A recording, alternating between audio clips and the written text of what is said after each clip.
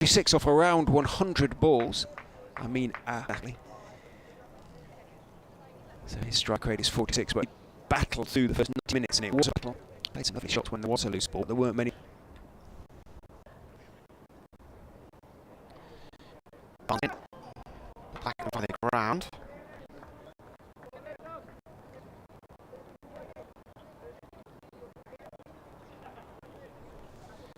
What's this guy doing? He's not a bit too grey, hasn't it? High cloud piece. Casting a faint shadow. Yeah. Barnes. That was a full That toss. was a full toss, and that's away for 4. That's been played just to the right of Hendricks at Milan and away by Bedingham. Oh no. Yeah, come on, hasn't it? It has since lunch. They're absolutely charged lot. 65 for 3 off, what was it, 27? And, 26, 27 was it? So we've had 7.3 since. So 4.4. Whipped along. Barnes bowls. Bedingham turns that towards mid-wicket. Oh, he sets off. Dixon sets off. They more or less meet in the middle. There's a throw at the stumps from Sam Evans, who's sitting down out in the mid-wicket area. Well, Dixon he came down and then he turned and meandered back. Evans threw at the non-striker's end. He missed, but a lot of the Leicestershire players sort of went down on their haunches. So it would have required a decision from umpire O'Shaughnessy. Dixon just was just a little careless. Comes the bowler again. Drilled back past him and smashes into the stumps, takes the middle stump out at the non-striker's end. Could have speared umpire O'Shaughnessy there. Ah, the stream's back. Ah. Huzzah. Right. Access to via. Let's have a look, see.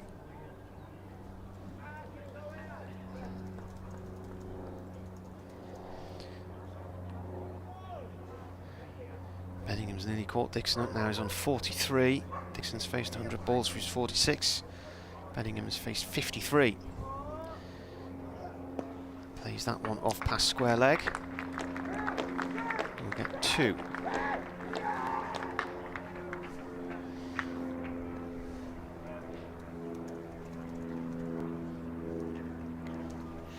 Too many loose deliveries in these last 2 overs from Ed Barnes. First 7 overs was so good. 7 overs basically for 14. He's now 8.4 overs, 1 for 28.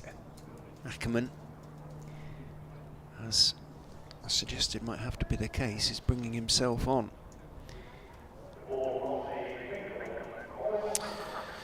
So what's his partnership now? 70 from 110 balls.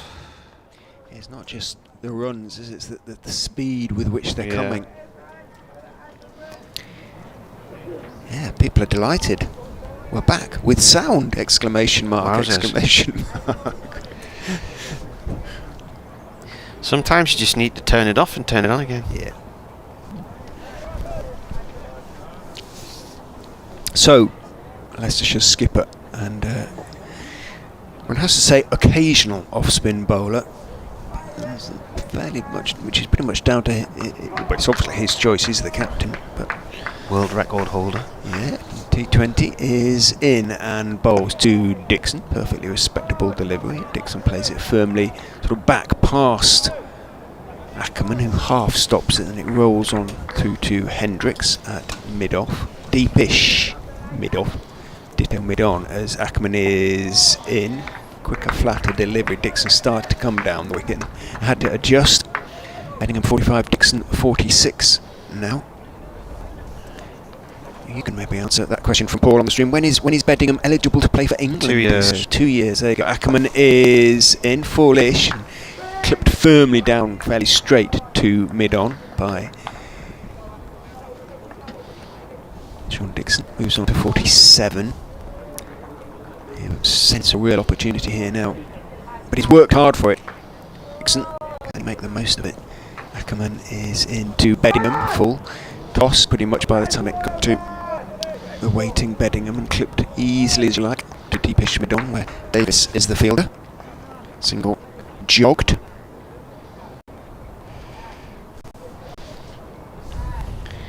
Ackerman is in, flat. flattish, turned off middle and leg by Dixon out towards mid-wicket, who is not out on the boundary, barely visible. If Sam Evans were on the boundary, talking to the ground staff, he's about 3/4 of the way back, still well distanced. Imagine anyone's going to hole out to him. In goes Ackerman and bowls, a couple of steps down the wicket from Bedingham. Clips it firmly out, back down the pitch, but Ackerman himself feels in his follow-through, picks up and just to make sure Bedingham has to get back in his crease, throws it to wicketkeeper Swindles. End of the over, 107 for 3. 36 overs have been bowled, and it all looks very different out there from a match point of view, and it did after about sort of 90 minutes this morning. After 16.5 overs, when Scott Borthwick was caught by Ackerman at second slip off the bowling of Ed Barnes for 2. Umpire's now looking at the ball again here. I think we had 3 changes in one innings last week, but I mean, that was changed at 29 overs. They are changing it again, so after another 7, another ball change. This is ridiculous. They are dukes, aren't they? I think so, yeah. I did contact the company once, and I think it was about the, I don't know, 2014, 2015, they were going through balls like there was no tomorrow, and they claimed they hadn't changed any of their production techniques and couldn't understand why there were issues. Brunty, we're letting a team off the hook again for the second time in as many weeks. Yeah, I think things looking very dangerous for the Foxes. A wicket or two now, and you know they'd be back in control, but without Wright, and it looks like, I mean, the likes of Barnes and Davis now 9-10 overs. They badly need Hendricks to come to the party. Jimmy, as some of the Leicestershire supporters are calling him, in a generational reference that younger Leicestershire listeners might not be aware of. Jimi Hendrix, famous wild rock guitarist. It was with an X though, wasn't it? Jimi Hendrix. Yeah, it's an X on the end. Jimi Hendrix. Whereas Buran, CKS. We're back on telly. I'll lean back so you can see Martin's lovely fizzog. You're not missing any cricket because the ball has been changed again. Sun's out. Right then, no wonder it's taking so long to bowl all these overs. They keep changing the ball. That's wide of off stump from Barnes, who starts a new over but had to finish an over earlier for Wright, so he's now got 8.5 against his name. Sue, the very helpful Worcestershire scorer, detailed all the numbers, what they allot for each event, so to speak, in terms of time, if you see what I mean. So they don't, so it doesn't, the over rate doesn't become ridiculous. I think it was 3 minutes for a ball change. Barnes, driven by Dixon up to wide mid off for 1. He moves on to 49. It was 2 minutes for a wicket for him.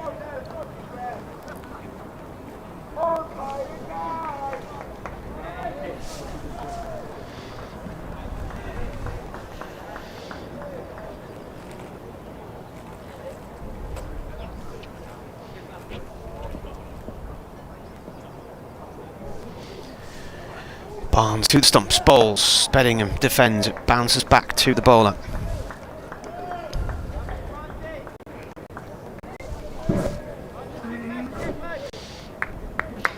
Options: George Rhodes bowls a bit of off spin, Louis Kimber bowls some off spin. Azad, things would be tough if we get to him. He bowls a sort of form of leg spin.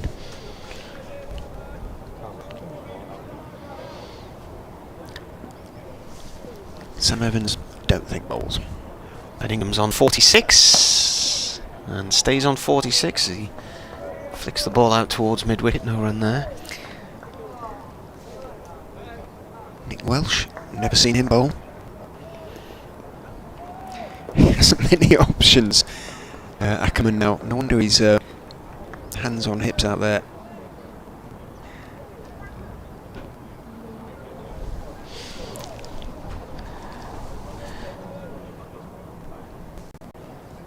Fifth ball of the over. Bedingham behind that one and plays it up to mid-on, no run there. Bedingham came into this game today having played 56 first-class matches, and he scored 1,029 championship runs in 2021, including 392 not out against Warwickshire. More than 4,100 first-class runs in all now, and started the day with 1,358 for Durham, including 310 in a game against Derbyshire last year. Barnes in. Bedingham drives up to mid-off. No run, and that is the end of the 37th over. Still 59 to go today. This could be a 7 o'clock job. Ackerman might help speed things up a little bit. He tends to hurry through his overs. So defensively, you see what I mean. Hendricks doesn't bowl that much though. I'm going to need him to.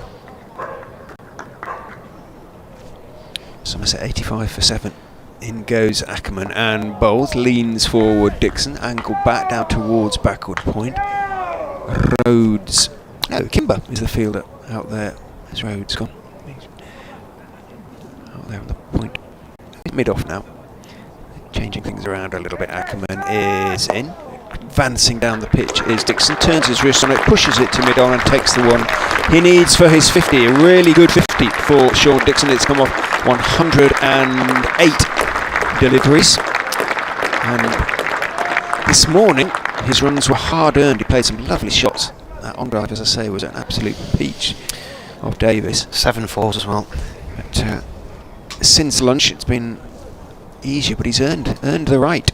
Ackerman is in to Bedingham, who is turning his wrists on a firm push out towards mid-wicket. Ben Mike is the fielder. No run. All those 7 fours were sweetly hit. Nothing off the edge down to third man. No openers for, so to speak. Ackerman is in. Forward goes Bedingham. Solid defence back towards Ackerman.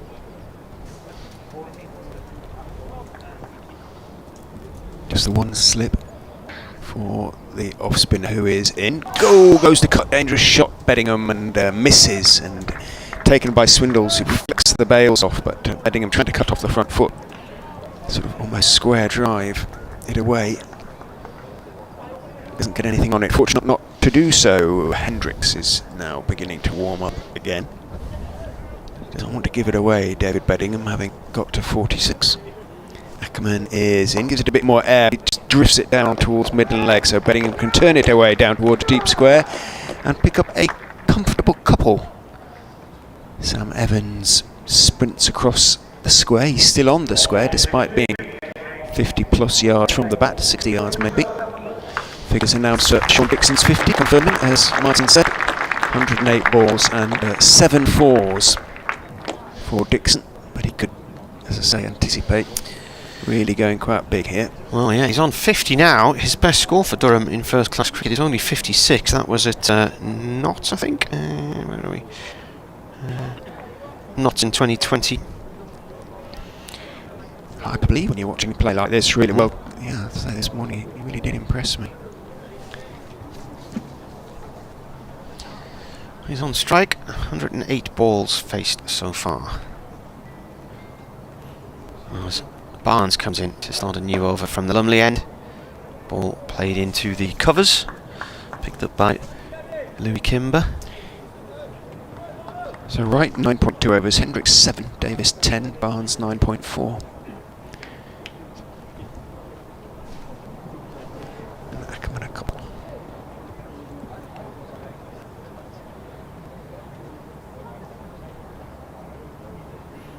Barnes to Dixon. Looks to pull that down the leg side now. Does that thump off the thigh pad? I think it does. This leg bye is going to be signalled here. Oh, no ball signalled. It's come off the bat.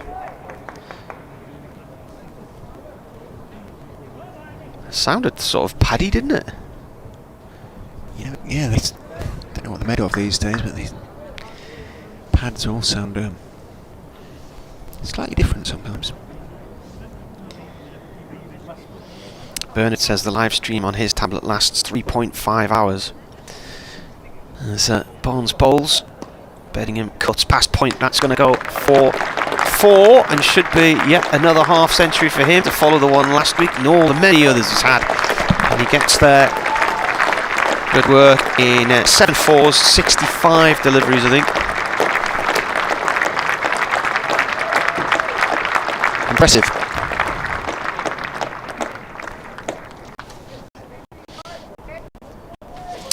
Seven times 4 boundaries as well. So he started the day, David Bedingham, with 1,358 runs for Durham, so he's now got 1,408. Barnes in. Bedingham pushes the ball up to mid-on. De Hendricks no run there. So far in his career,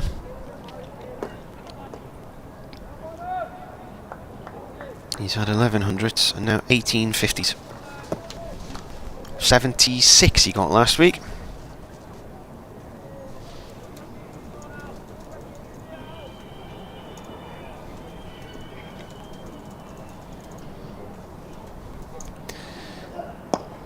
Pushed up towards mid-on. No run. He was the first player last year, Bedingham, to 600, 700, 800, 900 runs, and then right at the end of the campaign, it was around about the time Surrey called a game off because of COVID. Durham lost the match, and he was eventually pipped to 1,000 runs by Tom Haynes of Sussex in a really daft high-scoring game against Middlesex in Division 3, I think it was by then, towards the end of last year. Here comes the bowler, and played by Bedingham up to mid-off, no run there.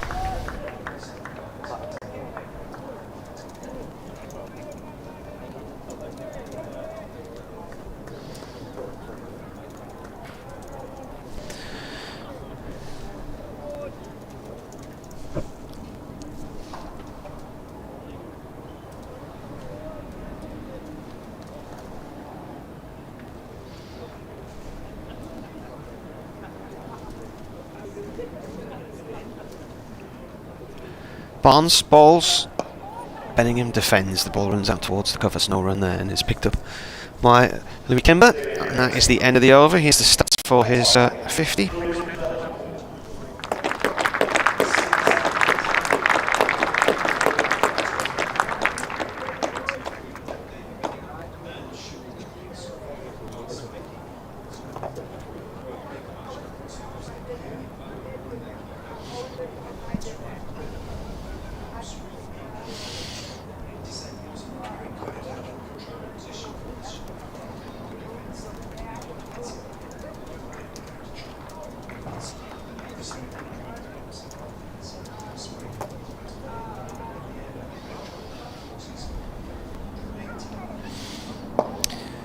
Ackerman bowling to Dixon. Dixon shoves that one short onto the leg side, and it's pounced on by George Rhodes.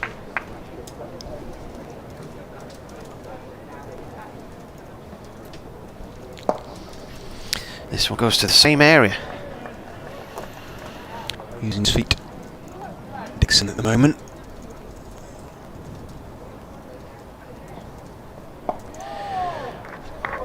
Each delivery so far, this over's gone to exactly the same spot and to the same fielder.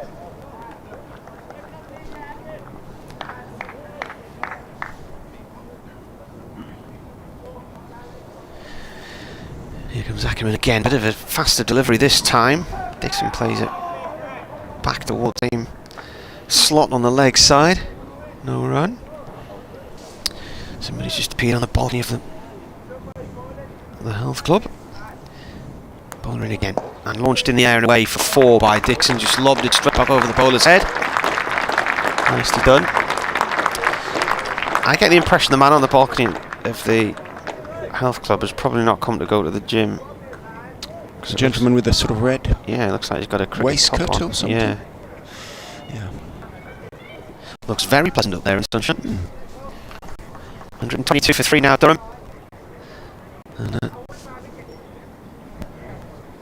another 4. 88 runs the partnership. This one's turned to square leg for 1 by Dixon. Oh, where man. Yeah, when shoulder's not exactly slumped out there, but the body language of the Leicestershire fielders suggests a team that knows they may be rather up against it.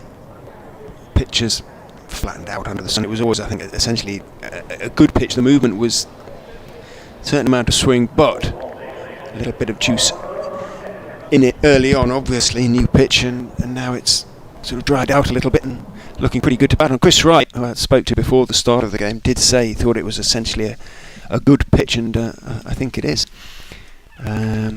Tried to take advantage of the early conditions. Leicestershire did up to a point, but only up to a point. Hendricks is in from the Lumley end around the wicket, bowls outside off stump, but just follows Dixon a fraction, and he has to play with care, guiding it out into the offside where Rhodes at backward point makes the stop. An indication of how pleasant the conditions are, that Martin has just opened the window. Microphone's up now. Yeah, just feeling a bit of warmth coming in now.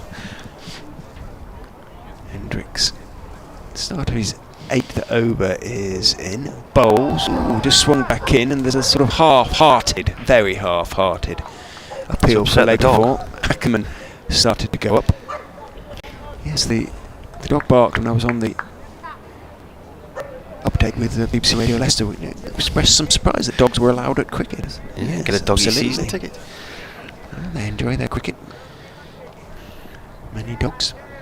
Well, some. Hendricks is in and bowls outside off stump. Sort of shaped back in from the left armour, but started wide and passed off stump by a good foot. 2 3 for 3, approaching a 100 partnership.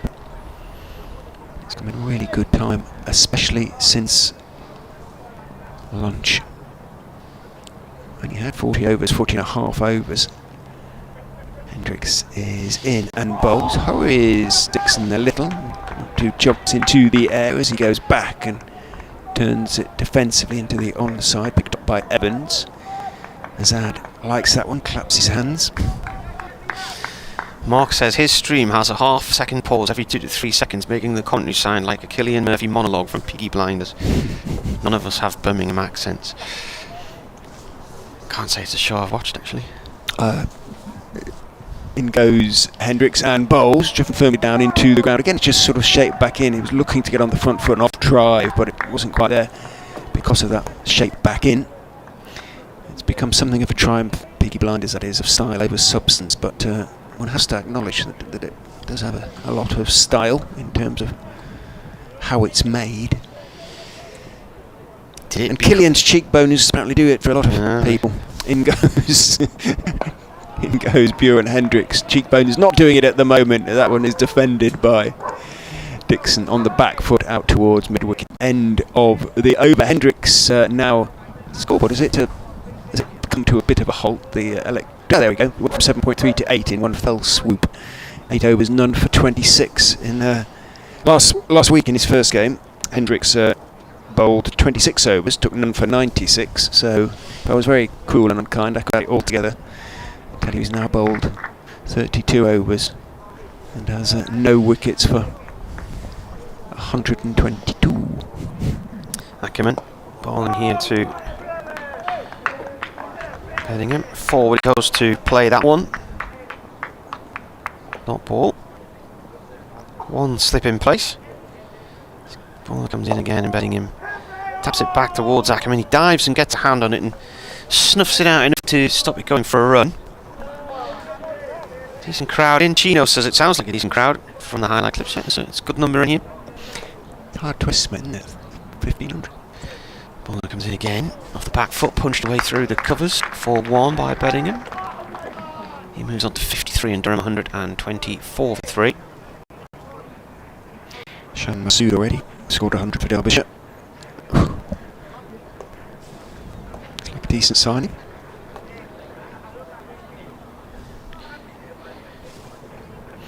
Leicestershire play Derbyshire next week. In comes the ball up. Turned away past square leg this time by Dixon. 4-2 down towards the boundary on the Castle side of the ground.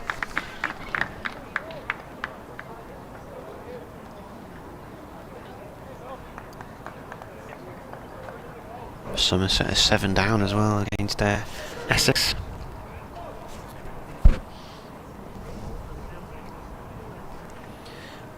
Coming around the wicket to Dixon. Ball just pushed back along the track, back towards the bowler.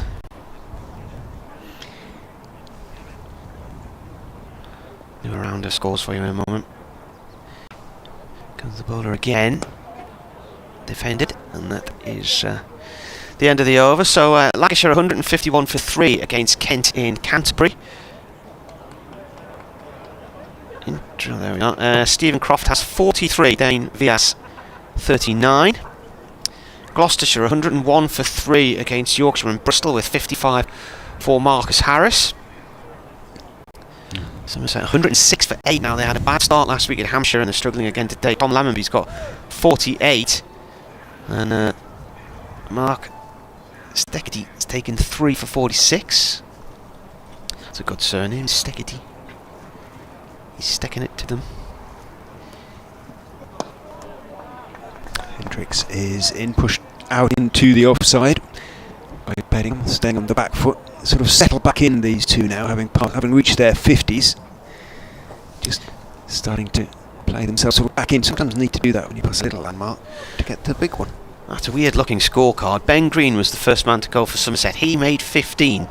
They were 15 for 1 when he went, so Lammonby hadn't even got a run by then. Lammonby's now on 48 from 100. Hendricks bowls, again stays on the back foot. Bedingham defends out into the offside, picked up by Ben Mike. Lammonby's on 48 from 120 balls. There's only one other player got to 11, Tom Abel. And they now got the last pair in, 106 for 9. What's going on there? Surrey 143 for 2 against Hampshire. Notts 136 for 3 against Glamorgan in Nottingham. Hendricks turns in, bowls, line and length, and forward goes Bedingham. Very solidly, right in the middle of the bat, out into the offside. Shan Massoud 113 so far from 137 balls for Derbyshire, who were 175 for 2 against Sussex. Wayne Madden has 31. And the two other men to go both got 12. Billy Godalman and Brooke Guest, the keeper. Hendricks in, bowls. He's hitting his lines and lengths, but movement isn't there for the big South African now. And so it looks innocuous, but as I say, it doesn't look like he's going to necessarily beat the bat very often. These two, Messrs Bedingham and Dixon, looking very solid and in control. They have now passed the... They've still got another, 8 runs. 92 the partnership is worth, as Hendricks is in, and again he hits the middle of Bedingham's defensive bat, leans forward out into the offside. Has to settle down into a sort of stock roll, really, almost. Hendricks.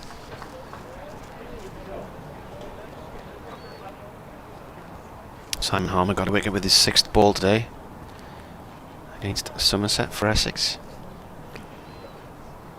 Ackerman, hands on hips at second slip, wandering where he can go. In goes Hendricks and bowls, driven hard down into the ground. It bounces over Rhodes at backward point, runs down towards the third man boundary. Ben Mike puts in the slide as he sprints back towards deep third man, sort of almost backward point position, almost on the boundary, but a comfortable 3 taken. Durham on to 126 for 3 now, David Bedingham. The scoreboard is again frozen. I'll make he's moved on to 56, but we'll see what happens. Ben Duckett's just got a 54 knots as well. They're now 142 for 3 in this division against Glamorgan at Trent Bridge. Dave Bracegirdle will be here next week. Durham hosts Nottinghamshire, and then the week after it's down to Hove for Durham. That'll be a nice trip. Was that May Bank holiday? Yes, go down on your Laboretta. Oh, yeah. Yeah, keep off the beach. Ackerman to continue his spell. This is his 5th over, on for 14 so far. Right arm round, bowling to Bedingham. That's gone to point, no run. Handily, the day I'm travelling down and I'm going on the train down through London, is the Cricket Writers' annual meeting at Lord's, so I'll be able to call in there on the way down. The AGM, as Ackerman bowls again, defended on a length this time by Bedingham. Do you think Sting will be down there on Brighton Seafront in his Lambretta? Bellboy. Bellboy. Played this time towards short mid-wicket. That was what Bradley Wiggins shouted when he hit the bell, wasn't he, at the opening ceremony of the 2012 Winter Olympics. Let's turn back to the bowler this time by Dixon. There's a nice series on YouTube called Cafe Rides, where each week the presenter Matt goes out with a different cyclist and they do some training routes and stuff like that. This one's played at 2 mid-wicket, no run there. And there's always a cafe in the middle where they have an and a cup of tea or whatever. And they recently did one, because it's coming up to the 10th anniversary of Bradley Wiggins winning the time trial. So he travelled around that part of London where the time trial was along the Thames with Matt Stevens.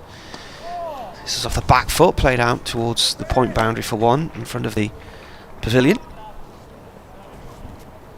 And that is the end of the over. 130 for 3 here on BBC Radio Newcastle and BBC Radio Leicester. So it's a good watch. It's about a half hour's journey around, where was it? It was Kew, wasn't it? And what's the big castle-y type thing? I know which one you mean. I can picture it, but I can't quite remember what it's called now. It was the start and the finish was in the grounds of a big sort of mansion, wasn't it? It was. 10 years ago, back to those heady days. Hendricks will continue from Lumley End. He's going to be bowling to David Bedingham on 57. The two batsmen keeping each other pace at the moment. Well, he almost got into his delivery stride there, Hendricks, but not for the first time today. Yeah. He pulls out at the very last minute, and he must have just, his back foot slipped a bit. Umpire O'Shaughnessy sees the spot at which perhaps he did just slightly slip, and steps across and just pushes at it with his foot just to try and firm it up a little bit. Hendricks is in and bowls, and getting forward is Bedingham. Again, merest hint of shape back into him just means he has to be a little bit careful. Ackerman is still in there at second slip, he and Azad next to Harry Swindles, but I don't think the ball has beaten the bat post lunch, whereas the ball has done an awful lot of the bat has done an awful lot of beating of the ball to all parts. Hendricks is in and bowls, and that one is driven down into the ground though, and it bounces quite nicely for Kimber, who's at sort of extra cover. Ben Mike, a little like on the other side of the ground, is a bit deeper. No other way around. Mike is at extra cover. No, that I was right. First time round, getting mixed up there. He is deeper in the cover. It's about 4 or 5 cut strips, so to speak, pitches back in terms of depth from Kimber at extra. In goes Hendricks and bowls. Back foot defensive shot from Bedingham. Nice high left elbow, but again, all the time in the world for David Bedingham. Chris Sharp says Hampton Court Palace. That's the one, Hampton Court. Yeah. There's another really good episode of that with the cyclist who was Robert Miller, who's now Pippa York. Quite emotional watching that one in Scotland, talking about transitioning and whatnot. And we're watching Robert Miller in the Tour of Britain in about 1988 in Newcastle. Hendricks is in and bowls. Again, fairly straight, and again, Bedingham quite stylishly in defence. Indicates that it's still coming back into him though, just whether he's warning the pavilion, but informing the crowd that there is still some sort of shape. I think he's obeying instructions here, Hendricks, that the extent that he's trying to keep things tight, he's just not, he certainly isn't bowling flat out, but it's lively enough. In he comes and bowls. Bedingham turns his wrists on that one as again it just shapes back in. No great foot movement, he's playing it off the pitch with time out towards Barnes, who's at mid on. The 100 partnerships 4 runs away as well now. It is. And has come at a good rate post lunch, although Leicestershire just in the last couple of overs managed to just put something of a rein on the free scoring nature of the partnership post lunch. Hendricks to finish his over is in and bowls. Good delivery. Has to be treated with respect by Bedingham. Started to press forward, just held his ground and defended it out into the offside end of the over. 130 for 3. 45 overs have been bowled. Still not at the halfway point in terms of the day's play. David Bedingham has 57 off 90. Sean Dixon 58 off 125. Somerset all out now for 109 against Essex in Taunton. Simon Harmer, Mark Sticchetti and Sam Cook have all taken 3 wickets each. And Tom Lammonby, who was on 48 the last time, the only player to get past 15 with the bat. Could be another 2-day job there. That's about how long they lasted at Hampshire last week, wasn't it? Was it 2 days, 2.5 days, something like that? Ackerman is ready to bowl here. To Dixon from the Finkel end. It's played back to the bowler along the ground. Dixon goes for a little walk towards square legs, checking the field. There's one fielder way out at deep mid-wicket, right in the edge of the square on the castle side of the ground. And that one is cut off, short mid-wicket by George Rhodes. I wonder why they call it square on grounds like this. I mean, it's a huge oblong, isn't it? It fills about 1/6 of the ground. Bowler in again. A little bump ball back to the bowler from the batsman. I suppose club ground it's usually far bigger square, isn't it? But certainly not here, as you said. Ackerman. And nice use of the feet there from Dixon as he plays the ball down to Davis at long on for 1. 2 or 3 steps down the track as the ball was coming in and flicking on its way. Davis summoned Alfonso Thomas, the Leicestershire's bowling coach, down here at long on, right in front of us. It's quite a nice tracksuit top, that, isn't it? With the dark like it, body the and the green, kit. and the green arms. Defended. There's a lot of cricketers play golf, and it's interesting how a lot of the cricket training gear is sort of gone the style of the golf top these days. Yeah, well, golfers were these, that sort of stuff. Need a collar though. That is the end of the over. Remember, that's 131 for 3, by the way. I remember Chris Rushworth's benefit year about 3 years or so ago, and they brought out these lovely blue tops with a zippy up collar. And I was commenting on the style, and he said, well, it was done in a sort of golf style, so people could wear them on a golf course. Hendricks will continue. He's bowled 10 overs now. Big South African, none for 29. Sort of respectable. As I say, doesn't look like he believes he's going to take a wicket anytime soon. Maybe just needs one of those sometimes lucky wickets, a chop on, something like that, just to get him going. In he goes around the wicket, and bowls almost got one there. Funny enough, it's a no ball. Having said that, it would have been just his luck had it gone on to the stumps. And so Dixon, thick inside edge. I think it just went behind his legs. It didn't go close to the leg stump, ran out towards sort of a wide, long leg. Single taken, and that is the 100 partnership with the no ball as well. Crowds are realising as much. Balls, I think. Yeah, good effort. And the 2 batsmen. Oh, that's a Dixon. Bedingham didn't look bothered. He looked so he's setting his stall out for a big stay. Dixon ran down the pitch though and just patted his teammate on the shoulder. In goes Hendricks and bowls. Bedingham defends back up the pitch to Hendricks, and this is now, as you say, Dixon's best first-class score for. Yeah, it's 57. Yes, he's on 60 now. Dixon. Bedingham 57. But he, as I say, could really go on and leave that record, such as it is, in the very far distance against an attack as bowls Hendricks, and again thick inside part of that.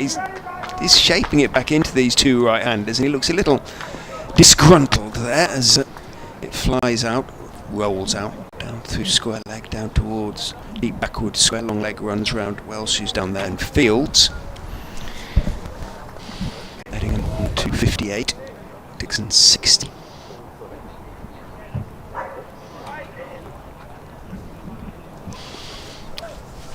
Hendricks turns. In he comes. And bowls, goes for big, looking to get on the front, looking to drive Dixon. It swings in and it's fullish, and he's sort of a bit late on it, thick inside part of the bat, and squirts out rather towards mid-on. Sometimes just sheer accuracy and frustrating the batsman can get your wicket, but they're looking at the moment like they need the batsman to make a mistake, Leicestershire, to get themselves out as much as find a really good ball. 3rd ball of the innings, remember, as Hendricks is in. Bowls, back foot defensive shot this time from Dixon out into the offside. As I say, they have at least in the last 4 overs, 5 overs, started to hold back the scoring rate a little bit. 46.4 overs. Run rate then just under 3, 2.9. Durham won't be worried about that. It's just about accumulating at the moment as far as they're concerned. Hendricks is in and bowls. Back foot defence again from Dixon. Back down the pitch very straight. And there's no run yet to see either of our two former Leicester players, of course, in this Durham side. Ned Eckersley due in next, if the scoreboard is to be believed, and I've no reason to suppose it isn't. Ben Rain 2 places below him, Paul Coughlin between the two. Hendricks is in and bowls. That one just drifts towards middle and leg, so Dixon can go back and turn it towards square leg. Evans has to run around from mid-wicket to pick up, and a single is just about run, not quite jogged, by Mrs. Bedingham and Dixon. And it is almost the top of the hour, and it is 36 for 3.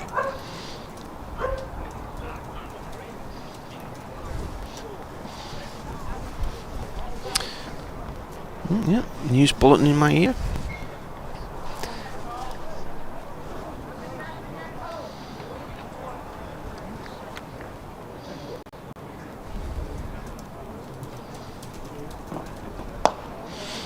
Ball from Ackerman, bowled to Dixon, played down to mid-on behind my window frame for 1.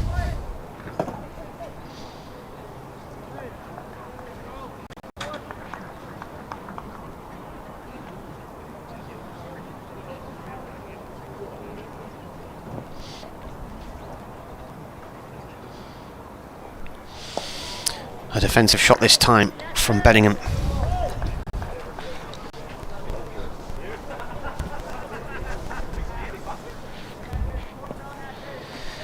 Ackerman's bowling right arm round. Comes in and bowls. It's cut off the back foot by Bedingham off towards the point boundary in front of the TV screen and the junction, the gap between the pavilion and the Health Club. Off-break bowling from Ackerman. He started the day with 74 wickets in first-class cricket. His best figures 5 for 69 against Sussex in 2019. A little flick through the leg side this time from Dixon. Moves him on to 63. We're approaching the 200 ball mark, these two, out in the middle. 139 for 3 in the 48th over.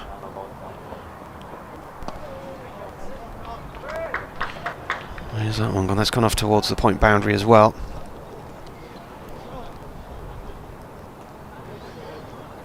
(103 runs off 105 runs off 188 balls now from these two. Ackerman right arm over now to Dixon. Dixon down the track. Big stride forward to play the ball firmly back towards the bowler. And that is the end of the over. 4 runs from it, all singles.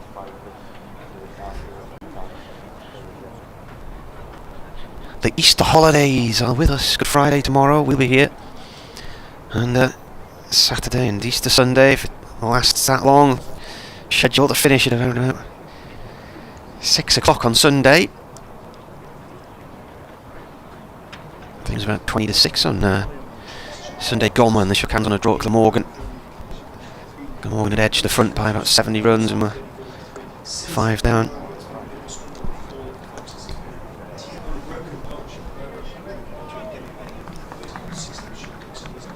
Well, Durham had a bad morning. They were 34 for 3, having been put in by Leicestershire. They've had a very good period of play since then, and that's thanks to David Bedingham, who's followed up his 76 last week at Glamorgan. He's on 60 today, and Sean Dixon's on 63, which is his highest first-class score for Durham. Their partnership is currently worth 106 runs. They've been together for nearly 200 balls, and they've steered Durham to a position of 140 for 3. So nice work from those two. Leicestershire's issues have been hampered by the fact that Chris Wright, their bowler, had to go off just after lunch with a leg injury. I'm not sure how much more we'll see of him in this game, but there's still plenty of action left today. We've still got about 47 overs to go today. There's commentary on the BBC website and the sports app.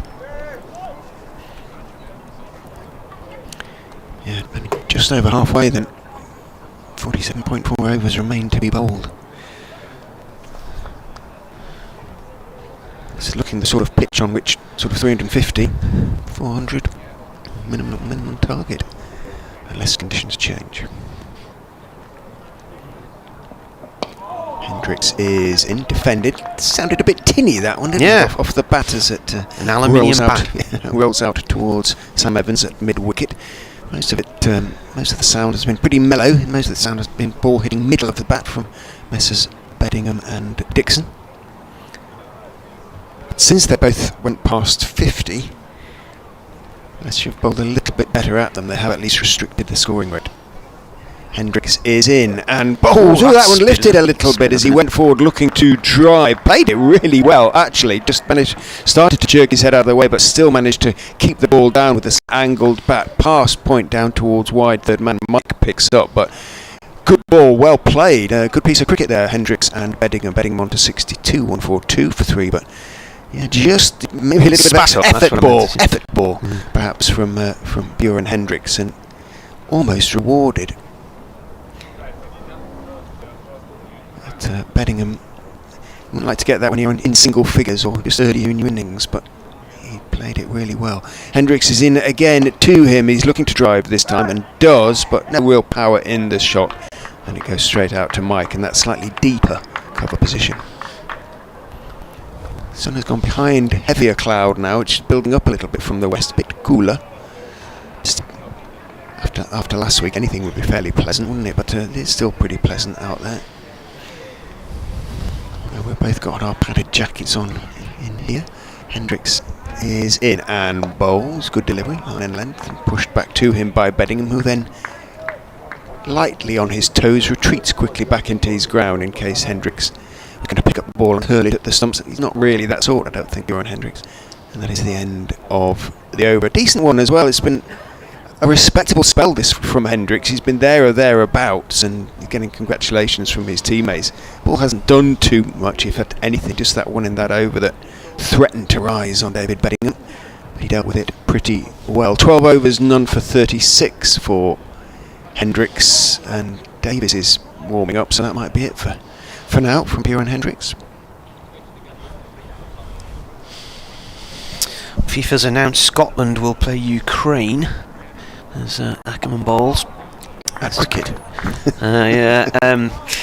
Well, it's this Scotland-Ukraine playoff, isn't it, for the World Cup qualification process. So they're going to play each other on June the 1st, and then the winner will play Wales on June the 5th for a place in the finals, which are going to be held in the traditional period of December in Qatar.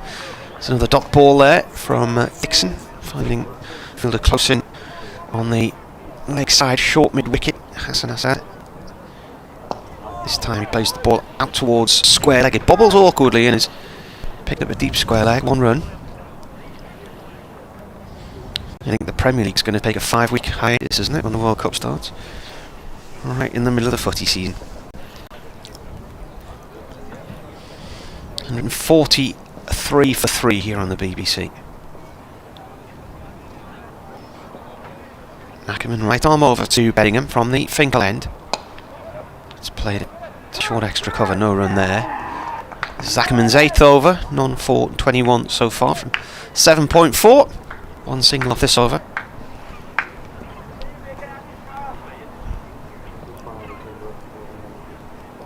Ackerman takes a couple of steps and then jogs in and bowls. Bedingham forward and defends. The dog's down there, look, Richard. Yeah, it's a bit of a sort of Heinz 57 varieties, isn't it, I think? Ackerman comes in and bowls. Faster delivery this time. No run as it goes up to Hendricks at mid-off. It's a gingery looking sort of, looks like a cross between a retriever and a terrier of some description. And there's a smaller little Scotty dog there as well. Friendly soul though, judging by the way it's behaving. End of the over, 143 for 3, then 50 overs up. So when we Leicestershire at least have that under some sort of restraint at the moment. Alfonso Thomas and Alex Carey sitting on the covers at the moment. in front of the... Is that actually the Durham University stand by any chance, given the size of that banner? Well, it's known as a County Durham stand. That banner appeared last year when infamously the Durham University students appeared for a T20 night. Can you remember? Infamously? Yes. Did they misbehave or something? Some of them did. During a close of play interview, there was a streaker ran past me, but I didn't see because I was busy interviewing the coach at the time. Was he/she on the stream or...? I don't know. No, the stream would have been off by then, I think. Will Davis is in from the Lumley end, bowls to Sean Dixon, but on his legs, and Dixon is able to work it away down to square leg for a single. Good work sliding down there by Evans to make sure it's just one. It was an organisation by the name of Invade, I think they're called, and they put on these student party nights. And at the time, we'd only recently come out of lockdown, and a lot of the members here were quite upset by what went on. Hundreds and hundreds of drunk students, and so the next night, the same organisation had a group at Edgbaston, and there was a pitch invasion. So the ECB then banned any further nights which were planned. But I gather there is going to be another night with the students during T20 this year as well. It's already been advertised online. The club have spoken to them and said they will do things differently. Swindle standing up to Davis, who drops short and is pulled away over mid-wicket dismissively by David Bedingham for 6. Short-armed pull, absolutely middled it away, and Evans just watched it sail over his head to the advertising hoardings for 6, and that was, well, something. Wasn't it? Yeah, that was as a bowler. You think, oh, okay. So Davis has started with a single and a 6 in this his third spell of the innings. First 6 of the match. Davis is in again. Bedingham is turning it firmly to mid-wicket. Nice piece of timing, but a good piece of work there by Ackerman, who's in at a short-ish mid-wicket for this clipped drive through the air on drive. That might just be in the air. It's a fairly conventional mid-wicket as well. He just watched as the ball sailed over his head in the previous delivery. There's a deep backward square. There's still a slip in the form of Azad as Davis is in and bowls on the off stump, and it sits up nicely, and Bedingham plays it firmly away wide of the diving Kimber to cover. Mid off has to go running back. Callum Parkinson's back out there now, and a couple of more runs taken, and 3 in fact, and just having had some control when Hendricks was bowling, Davis has rather let Durham off the leash again, and they've taken 10 from his first 4 balls and chased the score past 150 onto 153. Davis is in to Dixon, short again, whipped away on down the leg side, should be cut off down there on the wide long leg boundary, straight backward square, and is. Welsh gets there, overthrows wicketkeeper Swindles. Plenty of backing up being done though in this case by Louis Kimber, so just a couple means 12 off the first 5 balls of the over. Dixon on to 67, Bedingham 71, so the control, such as it was that Leicestershire had on the scoring rate, has disappeared already. Davis 1 for 40 as he comes towards the end of his 11th over. He is in and bowling. A little bit of bounce there. They've just managed to get one to rise up off the seam. Didn't really discomfort Sean Dixon too much. He must let it hit him on the thigh pad as he moved his hands out of the way of that one, and the bat to drop down at his feet.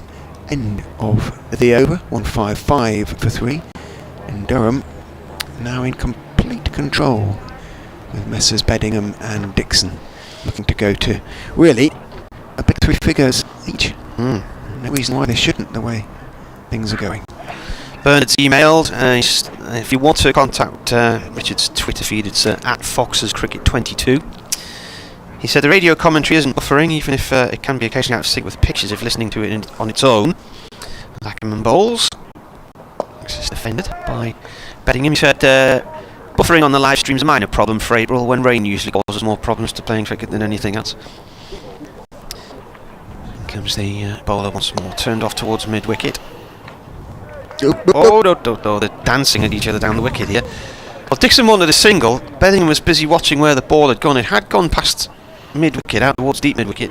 So Dixon set off. Bedingham was still watching where the ball was, then decided he was going to move on, then changed his mind, then Dixon did.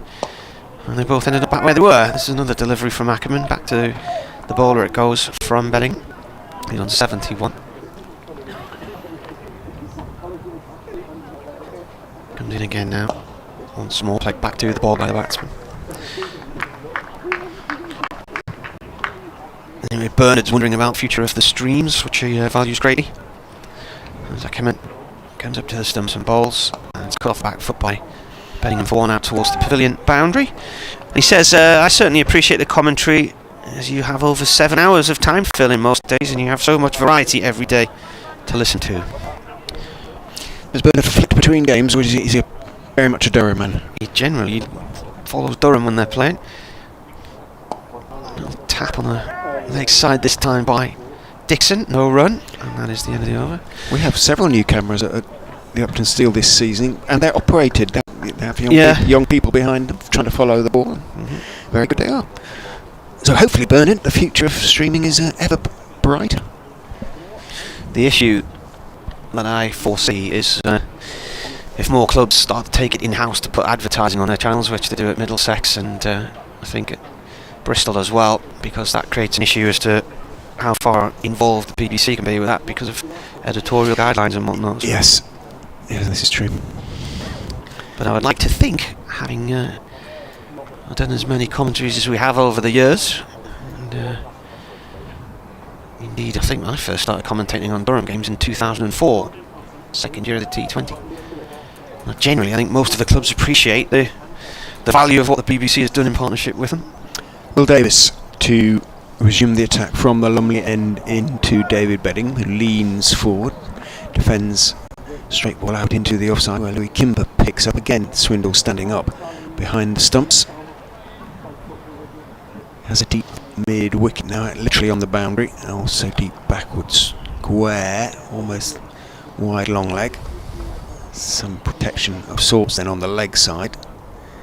Not on the offside in terms of being on the boundary. In goes Davis and bowls, and that one is cut away to the boundary, so perhaps will it actually go? It does slow down in that area, but no, it is going to. That one had the power, sat up nicely outside off stump, and although his weight was on the front foot, Bedingham, he still cracked it away, seeing it pretty darn well at the moment, and very much in line for consecutive centuries. Did he bat in the second, Dick? Was he century in the first? Bedingham last week, yeah, he was on 76 when he was out stumped. Was he? It was Leeds was the big 100, wasn't it? So, well, he's on 76 now as well, so we're very keen to go on, having possibly feel he missed out on a 100 last week. He's waiting with bat raised as Davis is into him on his legs and just calmly turns it out to deep square, where Evans is the fielder, walks one. Will you be bringing my Easter egg tomorrow, will you? Or are you going to wait till Sunday?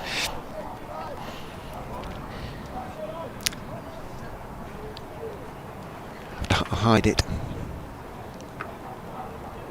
Big ground in which to hide anything, really. We've got plenty of opportunities. Can you imagine an Easter egg hunting around here? Jesus. That would take a long time, wouldn't it?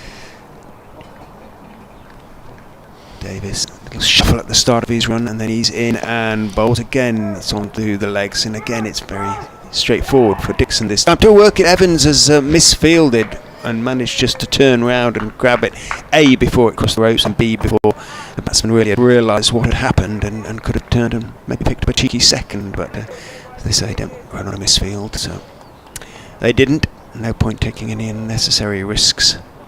Things are going pretty swimmingly as far as Durham are concerned. Barnes starting to warm up again now as Davis is in. Bowls straighter this time, played back past to Davis, firmly on the front foot by Bedingham. Past it goes, but Barnes moves across from mid-on to field. Where do Leicestershire go? To whom do they turn? Well, Eddie Barnes, as I say, is warming up again, but Davis coming to the end of his 12th over. Ackerman's 9. Hendricks has bowled 12 now. In goes Davis and bowls again, firmly leaning forward, but standing up quite tall. Bedingham there. Again, when it plays just on the onside, just occasionally it just sounds a wee bit tinny. It didn't quite come off the middle in the way that most of his shots have done. End of the over, 162 for 377 to Bedingham now off 119 balls. So his strike rate's at 65. Dixon 68 off 145 is at 47. But nothing at all happening for Leicestershire. Ackerman's going to keep himself going, bowl his 10th over, but it's very much a holding operation for the Foxes. Ackerman bowling to Dixon. Flicks the ball out through the leg side for one towards mid-wicket.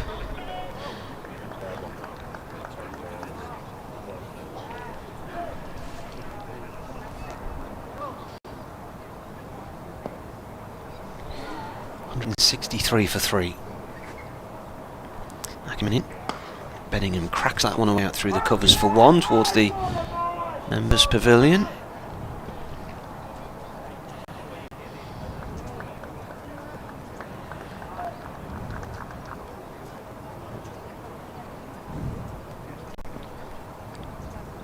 Commentary of day 1 here in Chastity Street on BBC Radio Newcastle, BBC Radio Leicester. Singles off each delivery so far. That one's gone towards the square leg mid-wicket area.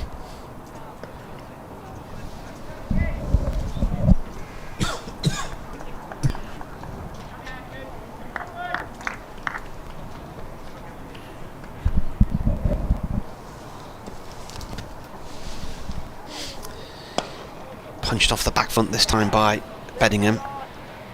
Snuffed out. Short extra cover. No run. The sun shines in Chester Street on a pleasant afternoon.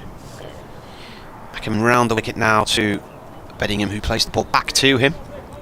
Bedingham's gone ahead of Dixon now. He's on 78. Dixon's 70. Dixon 147 balls faced to Bedingham's 122. Last ball of the over.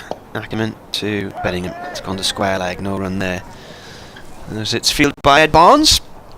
And that is the end of the over. At Marty Cricket on Twitter. Or at Fox's Cricket 22. Who could believe there were already 21 others ahead of them? This is where you're going to say it's about the year, isn't it? Yeah. Well, you can email wearecricket@yahoo.co.uk.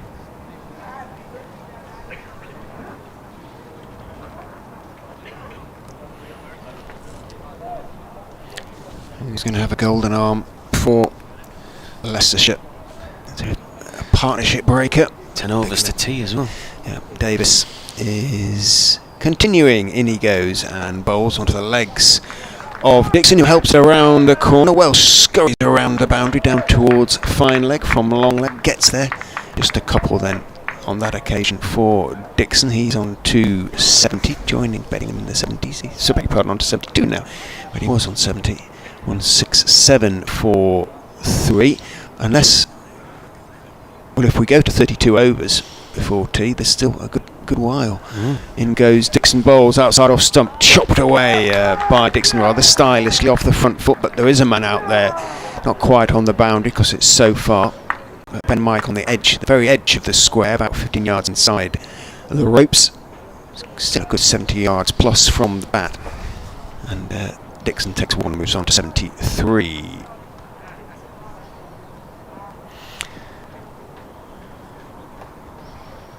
Davis is in short, pulled away over mid-wicket, again dismissively by David Bedingham for another 6. And is looking absolutely dominant now. It's gone on the top tier of the stand, hasn't it? Yeah, there's a man up there looking for him in the VIP.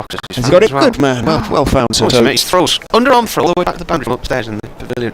Good effort. You don't expect to be peppered up there on day 1 of a championship game, but peppered he was with some style by Bedingham. That might have been a 6 on the other side of the ground almost. And Leicestershire under the cosh. Currently being wielded by David Bedingham as in goes Davis, bowls to him. He just head right over the ball, leans on that one, turns his wrists on it and plays it firmly, but only as far as Ackerman at that short-ish mid-wicket. 140 these two have now added for the 4th wicket, and no sign of that partnership ending any time soon. 9 off the first 4 balls of the over. Davis is in and bowls, played firmly back down the pitch to him, thumped back down the pitch, sticks out his right hand. Davis knocks it down into the pitch. Sean Dixon politely picks it up, hands it to Ackerman. Ooh, we're onto something here. Right. What did you say, 140? Yes. 8 more runs, and it's a new 4th wicket record for Durham against Leicestershire, beating 147 from Alex Lees and Jack Bunham here in 2019. Davis is in, shapes back into Bedingham a little bit, and he has to just adjust. Now then. And an August stalemate that game, yeah, in 2019. Alex Lee's got 181, and until last week at Glamorgan that had been his best score for Durham. He beat it by 1. These two are playing. I wouldn't be surprised if Leicestershire were offered another such stalemate now, they might be inclined to accept it, because... Is that's the game when Mark Cosgrove headed the ball, isn't it? That's the one. Yes. Batted all day on it. The track just deadened out, didn't it? He batted all day for a draw. You get 105 or something? Jake reckons 104 with Colin Acton. Defended bowling Ackerman here. So a little bit of history could be made in the next few minutes. They came together with the score on 34 for 3 in the 17th over. Ackerman came in to bowl there and changed his mind. Dead ball signalled by Bedingham. Comes in again and bowls, and lobbed out into the air and away safely into deep mid wicket by Bedingham for 4. For Dixon, sorry, for 4. And Big Domain, the groundsman's going to retrieve the ball. It's leaning against some tarpaulin at the front of the castle stand, which now has no seats in it. Has all the advertising hoardings for the club sponsors, Virtue Motors, but the blue seats are still in storage at the moment. So it's just all the aluminium structure of the stand that's on show. Ackerman and Dixon's launched him in the same direction again, high down to deep mid wicket for 4 more, and Vic's off his seat and running to try and cut this one off now. So that is a record 4th wicket stand for Durham against Leicestershire.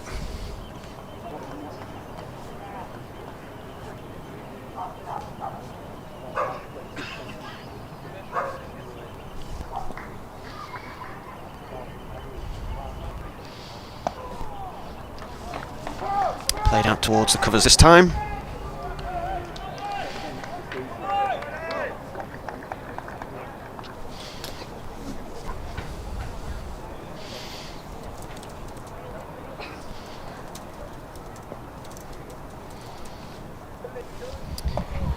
Bedingham cuts up towards the point boundary. And that's the 150 partnership from these two. How's that still going?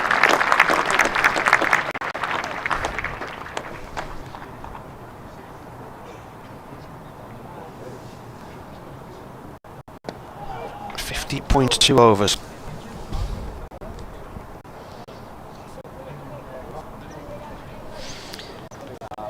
Sorry, that's not right, is it? Because that was the... I'll go back, change the scorecard.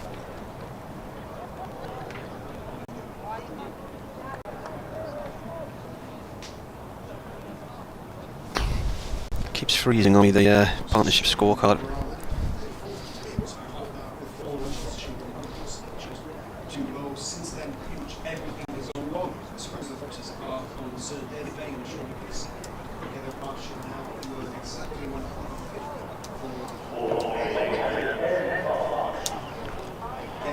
Ed Barnes is being replaced by... Who's this for the ball? Is it Nick Welch?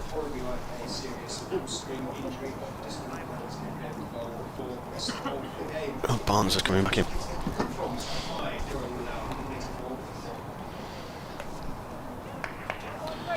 .150 runs, 238 balls.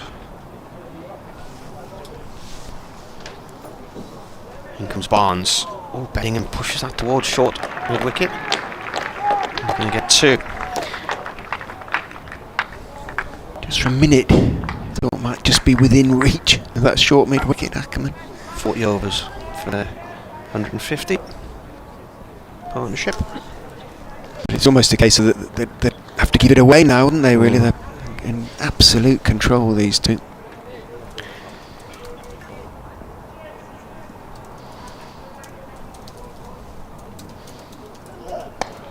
Driven this time by Bedingham out through the covers for 1 run.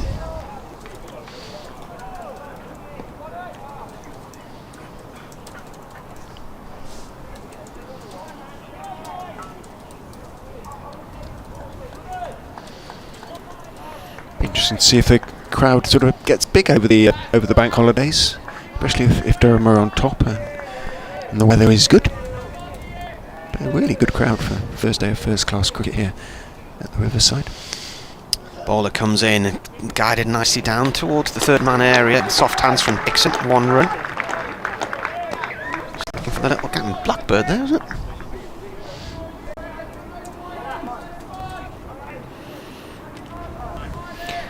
Barnes coming up.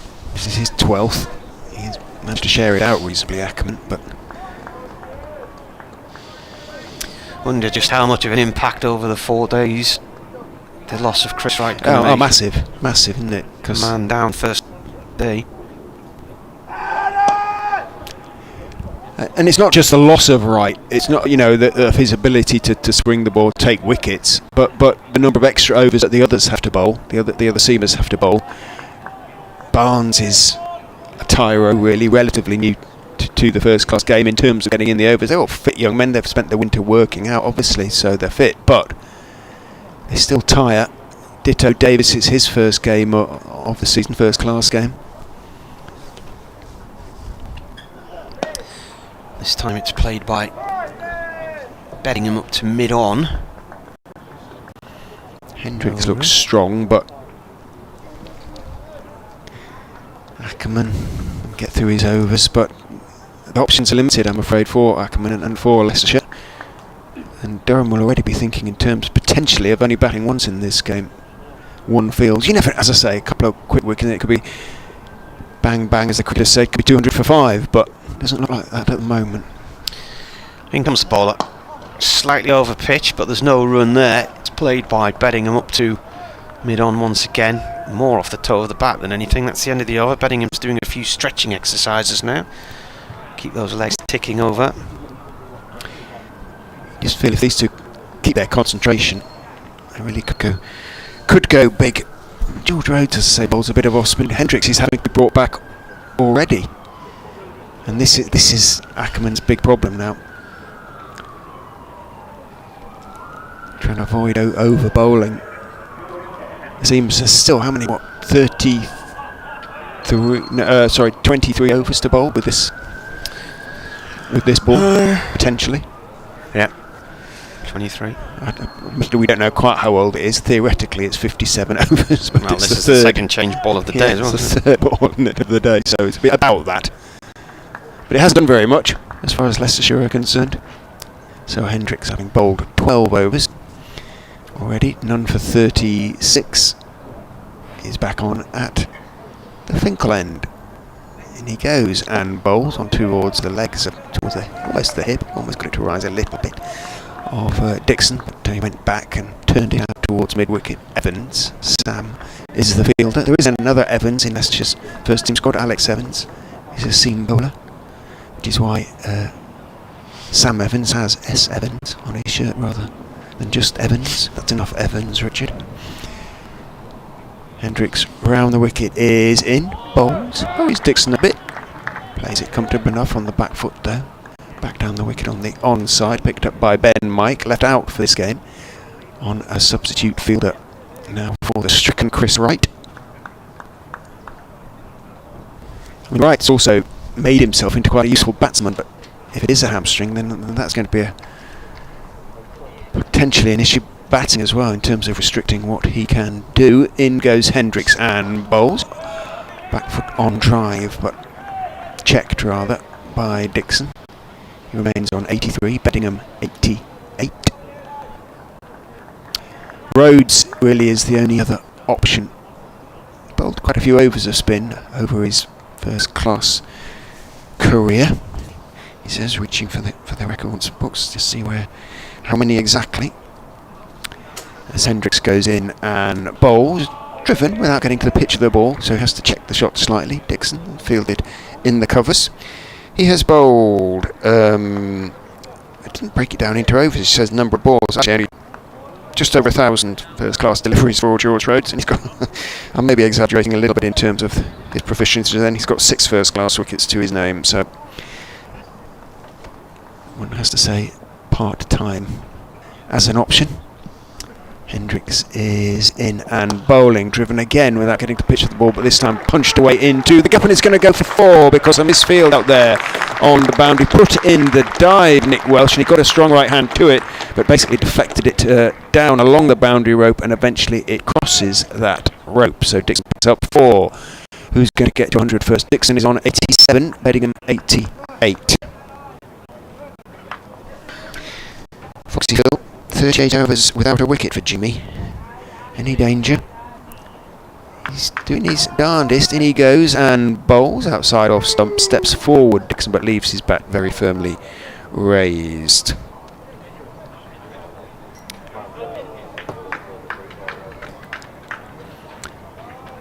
Poor Ackerman must be scratching his head a little bit. Barnes has looked as good as anybody, but one really, his first spell this morning was a real good one. They bowled well this morning, Leicestershire, certainly for the first 90 minutes or so, but up until lunch really they were pretty good, taken on 65 for 3. Innings very much in the balance, but what a session this has been for Durham. Bowler comes in and played to the covers, no run. From 64 for 3 to 192 for 3, and still, 5 overs and 5 balls until tea, which should be now. Never is. No. Never is.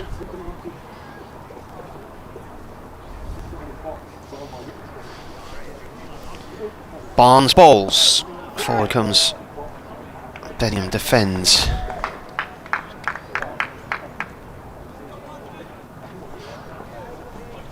Just grade over a little bit again now.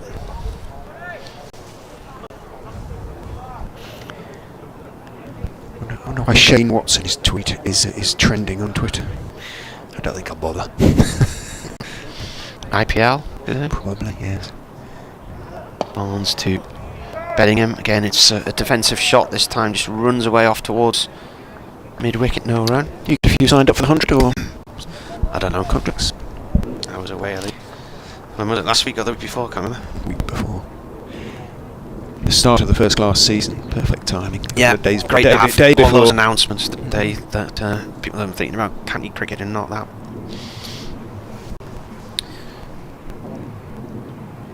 Barnes in, defended by Bedingham. I don't know, I presume Matty Potts got picked by somebody, maybe Bryden Carter, I'm not sure. Ben Rain was like called up last year. Yeah, he was, wasn't he?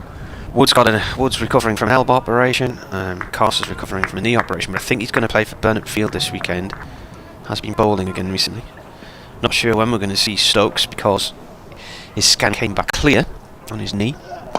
Bedingham drives, that's a nice shot, that's lovely. Timed shot, has it got the legs?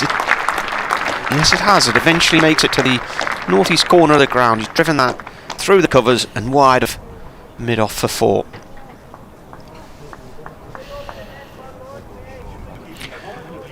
First bonus point in sight. I suspect it won't be the last with the bat.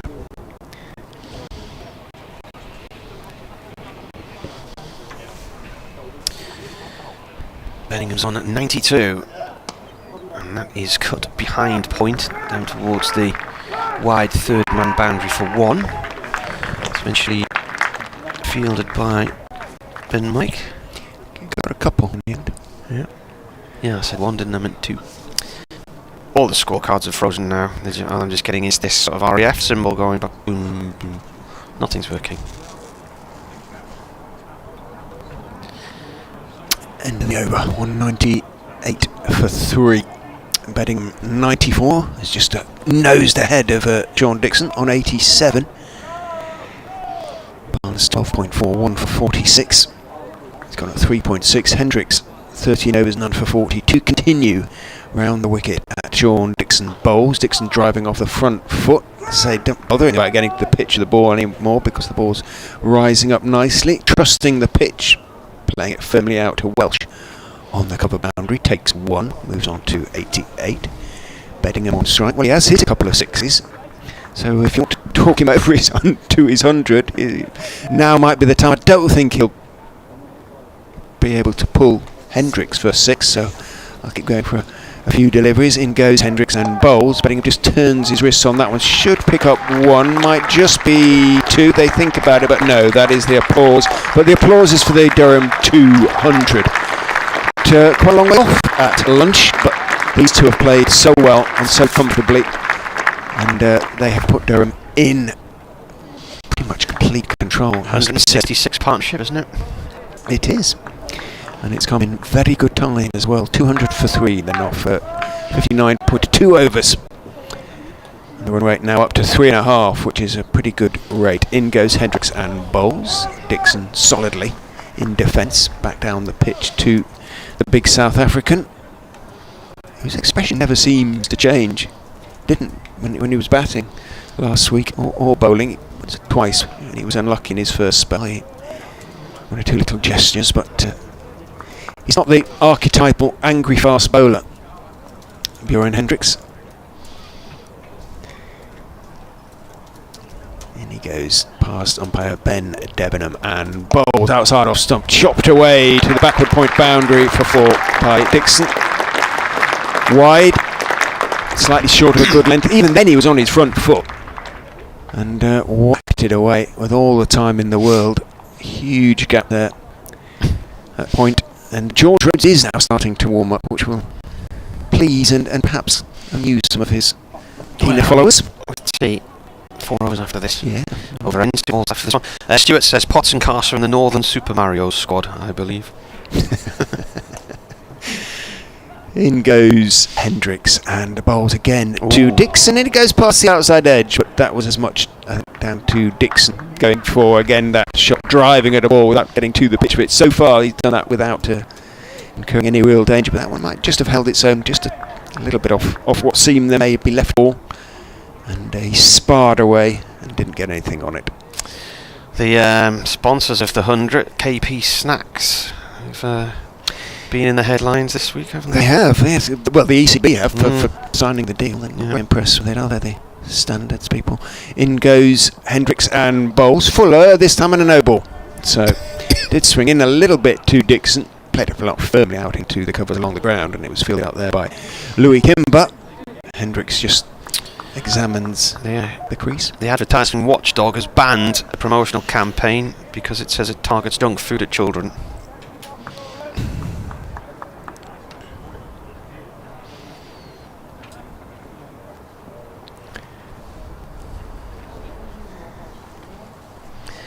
Hendricks turns in and bowls a bumper. We haven't had many of those. It's another no ball though, as a consequence, overstepped. 2 no balls in 3 deliveries for Bjorn Hendricks. Durham on to 208 for 3. Leicester City big game tonight in Eindhoven. PSV, are they playing? Yes, indeed.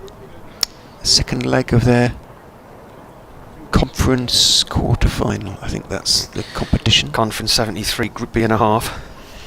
Hendricks is in and bowling. Hurries again. Dixon a fraction. He tries to turn it away. It's on to him a fraction more quickly than he thought it was going to be. Ends up just pushing it out along the ground to the mid-wicket instead. Is that the old UEFA Cup, or is it the old something else? Or is it the lesser tier? Where are they with it? No, because the UEFA one is the that's still kind of still in existence in a way, isn't it? That's the better one. So they're in the lesser one. Yeah, they were knocked out of the sort of UEFA Cup. So they went into this one Conference League, but they've got a fair chance of winning that if they can get through this tie. I stumbled across a game in Fuerteventura a few weeks ago. Saw the last minute of the match, 1 kick, and it was a free kick that went in off the post for a last-minute equaliser. 2 local teams playing in a Spanish 3rd Division, Group 12. There's Barnes bowls here to Bedingham. Start of a new over, dot ball. I didn't even know who the teams were. I had to look them up online after we left the ground. Can't be many teams on Fuerteventura. But that game, I think it starts at 5:45, something like that, so it does mean that updates will be slightly different this afternoon as a consequence. Bedingham on 95. Drives Barnes up to mid-off to Hendricks, no run there. So far, Bedingham in his career has had 1100s. Career best 257 plus 53 not out. That was 310 in the game against Derbyshire last year. The first player to score 300 or more in a game for Durham. It's 252nd, the second highest total for Durham, behind Martin Love's 273 against Hampshire. This is turned down towards fine leg for 1 by Bedingham. Martin Love's score against Hampshire came in 2003. And last year, Bedingham also got 237 runs at Notts. Hang on. He made 257 last year, and the year before 237 runs at Notts. Oh yeah, that was last year, 2021. Yeah, he got 58 and then 180 not out in the opening game. An attempted Yorker from Barnes to Dixon. Just clears his legs out the way and plays the ball through deep mid-wicket for 1. I constantly look at the year 2021 and think it was 2 or 3 years ago for some reason. I don't know why. Mind you, the last 2 years have felt like 10 years at times, haven't they? Still 3 overs to go till tea. Looks like at least one of them will be bowled by George Rhodes. Possibly 2. 2 balls left to this over. It's the 61st. There's the first of them. Get after that. That's smacked back past the bowler by Bedingham, and there is his 100. He's done it again. He's like a machine, this man. What a cricketer. He's playing for Plumtree or something like that in Nottingham a year or 2 ago. Fantastic work from him. 144 balls, 9 fours and 2 sixes. Very well played. 18th first class century.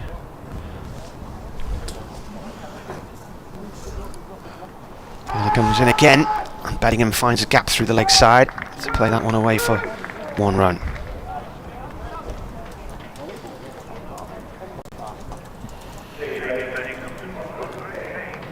Here another round of applause shortly as the say 10 fours. I have 9 for written down there. So look at the Still on 9, it's on 100. official scoreboard. 2 sixes, 9 fours. No, you're right. I think you may have misread that, the PA man. Either way, it's been a spectacularly good innings, and it's put Durham in a very, very strong position in company with Sean Dixon. 215 for 3, remember, 65 for 3 at lunch, so 150 in this session alone without a single wicket lost, and still 3 overs left to be bowled. It's a sort of session any captain would like. George Rhodes then is going to come on from this Finkel end here at the Emirates Riverside, and he's going to go around the wicket to David Bedingham with a short mid-wicket, and he goes, bowls, back on his stumps goes Bedingham, having a look, back down the pitch, pushes the ball to Rhodes, bowling in a long-sleeved shirt out of his trousers, not tucked in. Rhodes is in, bowls, drops a little bit short, he goes back, rocks back and cuts it out to the point boundary, where Nick Welsh is the fielder, single taken, Bedingham on 102. Rhodes looks around him, it's gone a bit cooler as Rhodes steps in and bowls. Dixon waits in his crease, then sort of works it firmly, but only as far as Ackerman, who's a fairly conventional mid-wicket. Azaz at that short mid-wicket catching position with his hands on his knees as Rhodes is in, bowls straight this time, middle and off, and forward goes Dixon, pushing out into the offside. No run. Gulls cry. Is that a Prince song? Something like that. And Gulls cry. Goes Doves. Rhodes. Doves, yeah, not goals. Forward goes Dixon back up the pitch to George Rhodes. It's been a respectable over so far, so Rhodes is going to go over the wicket. See if he can find something in what is becoming a pretty blameless pitch. Gives it some air, and it's a full toss that is whacked away to deep mid-wicket for 4. So you've got to hit the pitch to get something out of it, and he wasn't able to do so on that occasion. And switch your phone on to silent. Dixon moves on to 97, so he now, like Bedingham, 100 very much within strike. One blow away. 220 for 3.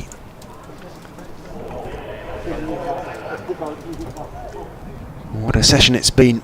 2 overs to go until the end of it.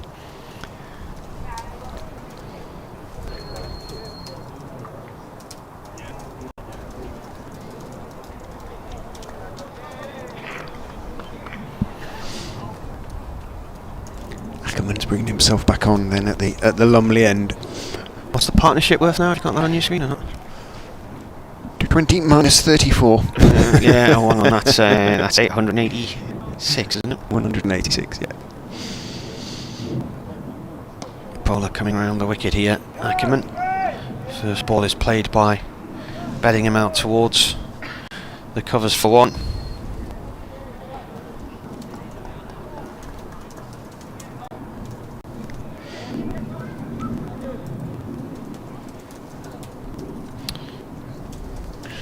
Dixon on strike drives. He hasn't hit it hard enough to go for 4. He will get just the 1, and he's on a 98 now.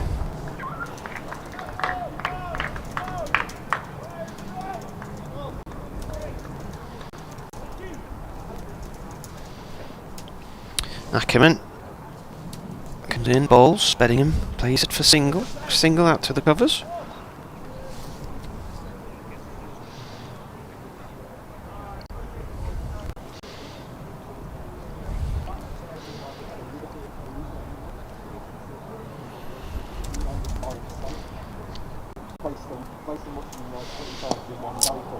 Dixon plays that back safely up towards mid-off, no run there. Doesn't want to give it away now. No. I assume it's been a while since he scored a first-class century on that basis. Ooh, that means he had 10 hundreds. Bowler comes in, little dabble down towards third man, no run. Third man's quite close in. He got a century in the One Day Cup last year. I'll tell you in a sec, I'll load him up.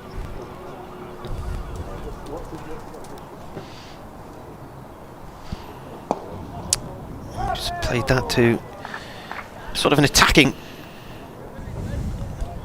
mid-on position there at the end of the over. It's coming up to 4 o'clock now, so the news bulletin about to start on Radio Newcastle. Dixon off strike at the moment. They're on 223 for 3.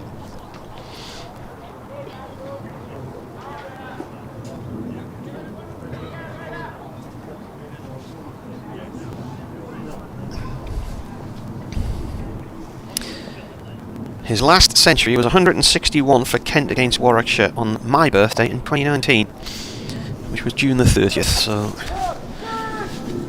he had 3 centuries that year. He got 128 against Surrey and 108 not out against Loughborough Uni as well. So here he is on 98 from 177 balls. And he's still on 98 from 178 balls now.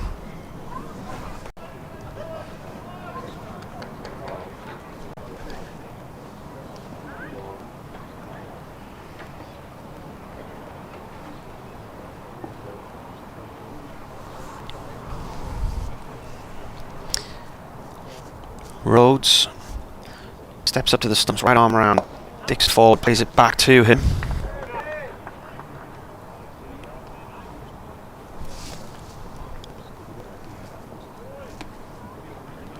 .190 this partnership now. Rhodes again, bowls. Dixon flicks it towards mid-wicket. He'll get a run here. Just the 1 though. Takes him off strike again. 99 from 180 balls.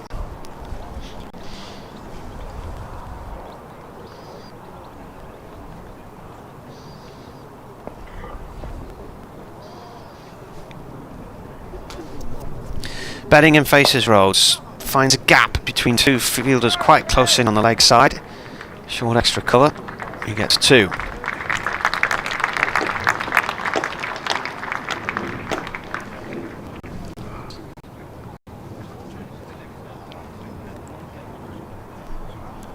Last wicket was in the 17th over. We're now in the 64th. That was 34 for 3. It's now 227 for 3. Bedingham defends this one. That's the end of the over.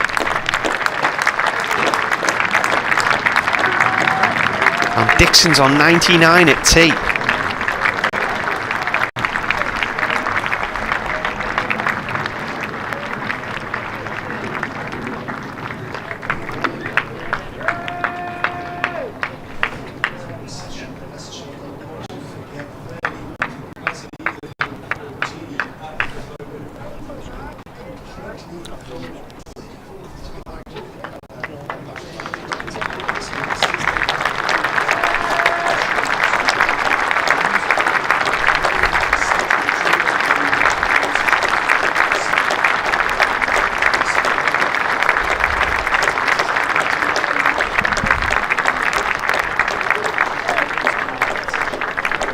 Well, it's been a fantastic afternoon from a Durham point of view. They haven't lost a wicket. They've got to tee. They're 227 for 3 in this afternoon's session. 64 overs gone in a partnership so far for the fourth wicket. 193 runs from David Bedingham, who's reached his 18th first-class century. He's on 107. Sean Dixon at the other end on 99. Their partnership's with 193 and is by far the best fourth wicket stand for Durham in a county championship match against Leicestershire. If they can take it at 235 later this afternoon, that will be the highest total by any partnership in a Durham batting lineup against Leicestershire. So Leicestershire did have Durham 34 for 3 in the 17th over. Durham are now 227 for 3.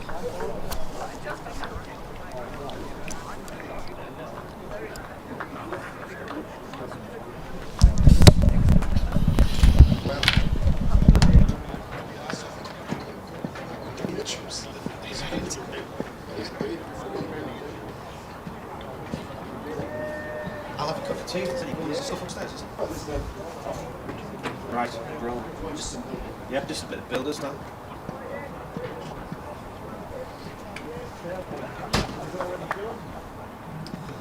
Well, it's been a brilliant afternoon from a Durham point of view. Just before lunch, they were 34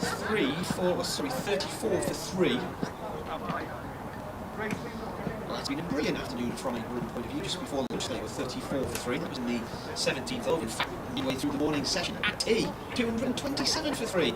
A regular fourth wicket stand for Durham in the county championship as well. Dave Bedingham, who's gone to his 18th century in first class cricket. He has 107 from 152 balls, and at the other end we have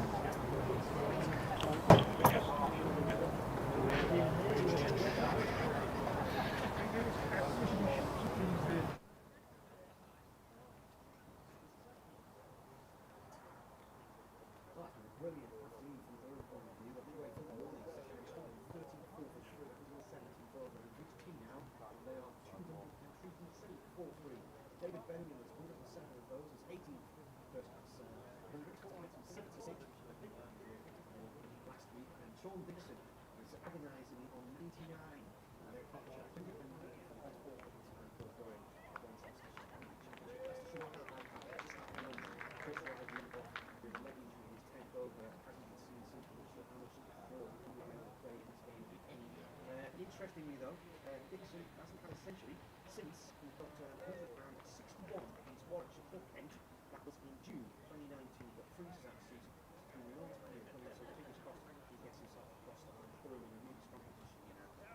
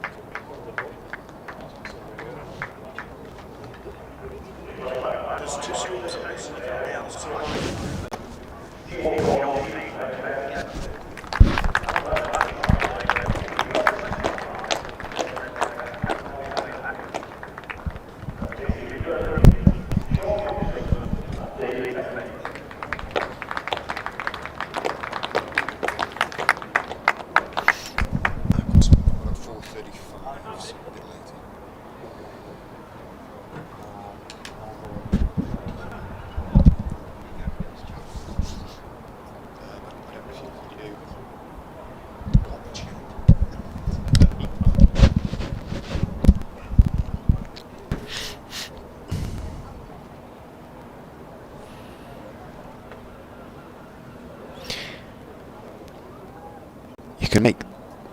You can do a full screen, I suppose.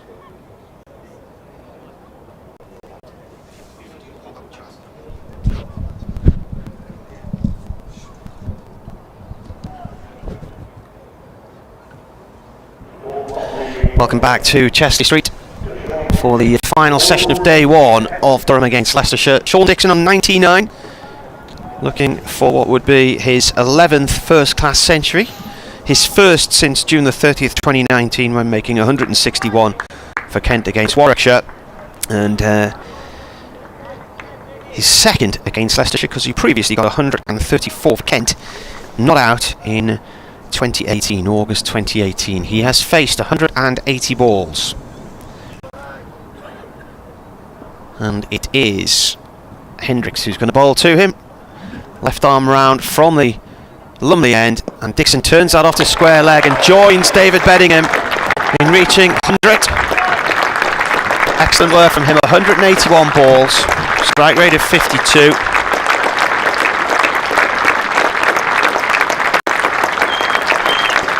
His first 100 for Durham in the county championship. He does have one in the One Day Cup last year, and that has come in 181 balls, 13 fours.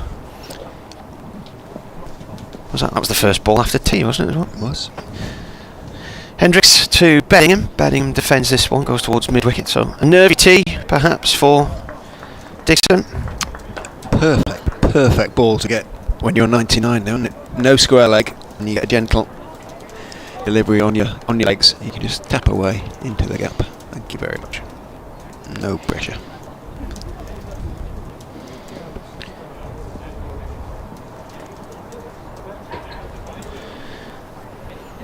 Here comes the bowler again. The partnership's 194 now.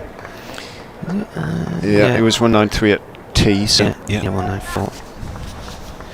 It's greyed over a little bit, and at some point we may see the floodlights on. I suspect so. You couldn't put them on in the middle of Cardiff then? Council don't want them on in County Championship Day, or they're restricted to how many days they're allowed to use them. Here comes Hendricks to Bedingham. That's a good way down fine line. Next target for these two is just push that partnership up to 200, and then if they can get to 235, it'll be Durham's biggest partnership against Leicestershire for any wicket, breaking Latham and Cameron Steele. 2018 they put on 234. Latham making a century on his debut at Grace Road. 10th Durham player to do it in a first-class match, and followed in the footsteps of Mike Hussey, who did it on the same ground 15 or so years earlier, 2005 I think it was for him. Hendricks bowls. Dixon pushes that point for one. And his parents with him, aren't they? Yeah.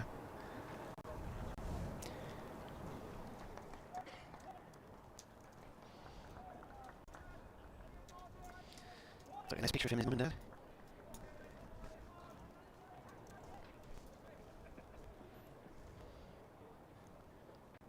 Forward comes Bedingham. Bat and pad job there. Ball rolls out to the offside. End of the over. 234 for 3. Yeah, he was hit well outside the line, if it was indeed pad first, and it's a big if. And to say Hendricks' appeal was plaintive would be a massive understatement. He sort of turned, resigned, raised his arm. He knew. Ackerman, as Leicestershire tried to get through these overs, 15 overs until the new ball.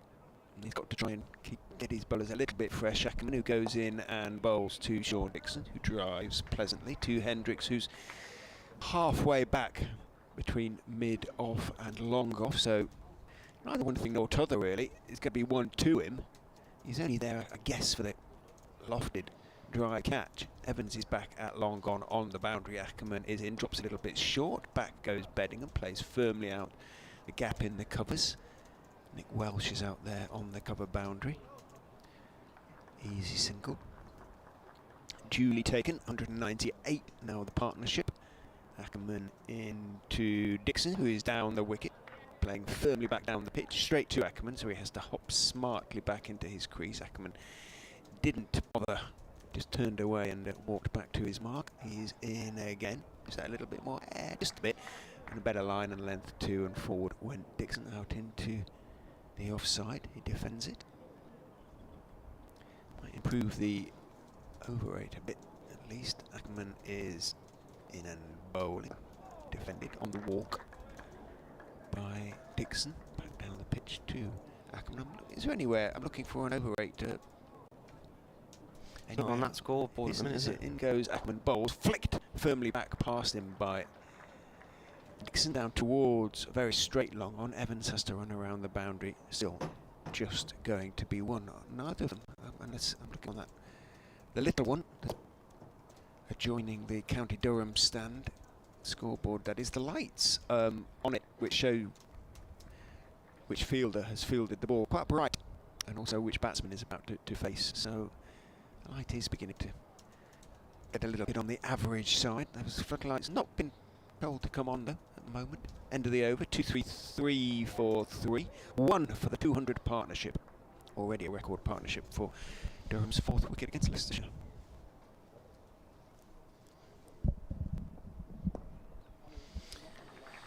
And there it is. How many overs has that come in then? Well, they came together at 16.5 overs. We are now 66.1.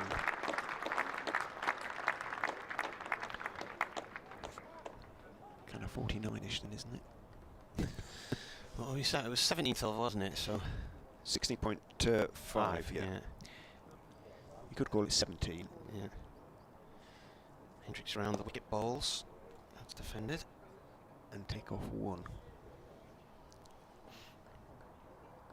Short order. Anyway. I don't know, what's the math? Come on, Richard, what's the math? You're not expecting me to work that out, are you? Used to be a stats column, didn't it, that you could look at as well, and that's disappeared now. It's pretty much 49 overs, just under. Right. Hendricks in. This is defended. So it's certainly at over 4 and over, anyway. Just.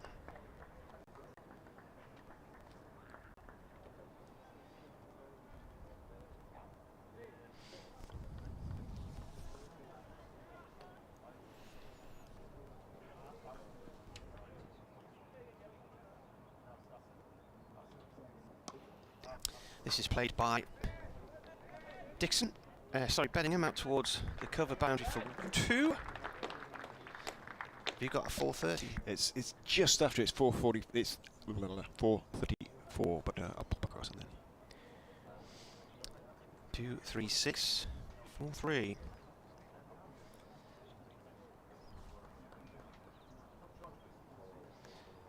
$49 overs for it. Next ball from Hendricks has gone through to mid-off the bat of Bedingham. We'll be doing an update for Radio Tees in a few minutes. There's lots to update them about.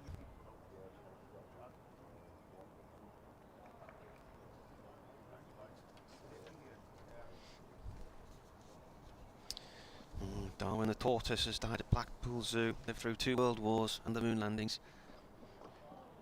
Defended by Bedingham was 105. End of the over.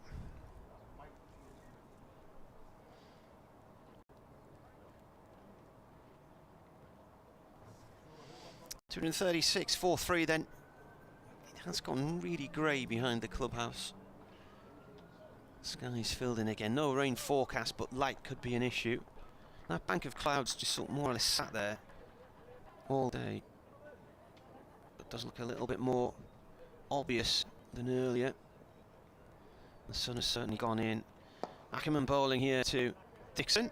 First ball is a dot ball. He's played that up to Hendricks at mid-off.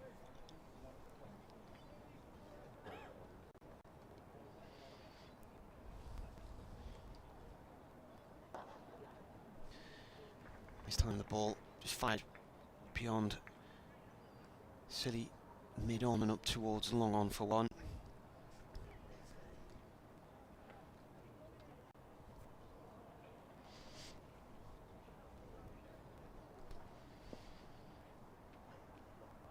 Here comes the bowler again.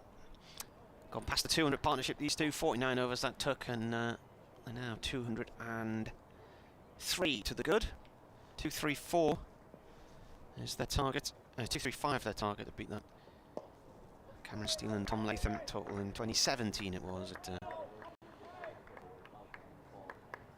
Grace Road. Season Durham have been relegated. Ackerman in bowls. This has gone up towards mid-off for 1. Hendricks collects. 2-3-7-4-3. Dixon has 105, Bedingham 112. Dixon is on strike as Ackerman bowls. Ball played back along the ground to him. There's not been a wicket since the 17th over. So that was around about the first hour of play. Durham had got themselves into a bit of a pickle. They were 34 for 3. They lost Borthwick for 2, Peterson for 3 and Jones for 5. And then, as he does so often, Bedingham came out and just settled things down. Dixon was doing quite nicely at the time when he came in and joined him. Both got to their 50s, then both got to their 100s. 335 centuries now, I think, for Durham. In fact, it might be 336. Let's have a look. Dalalai, I was trying to do it off the top of my head. 313 now. It's been, that was it. It's played. Hendricks played by Bedingham out of the covers. The 333 figure was the centuries against Durham. That's the last figure I had. So 313 centuries for Durham now. Alex Lee's 182 not out at Glamorgan last week, and then these two today. 30th birthday, 30th anniversary today of Durham becoming a first-class side.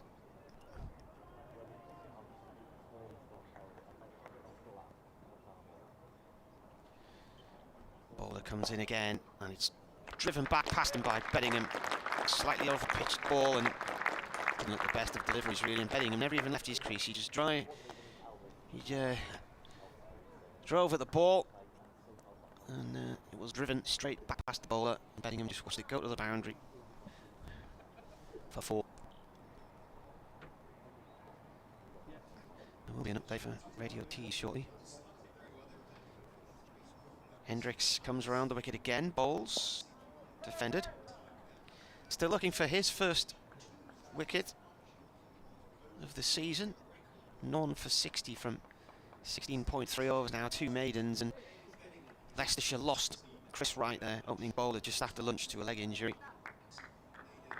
So they are weakened on that front. And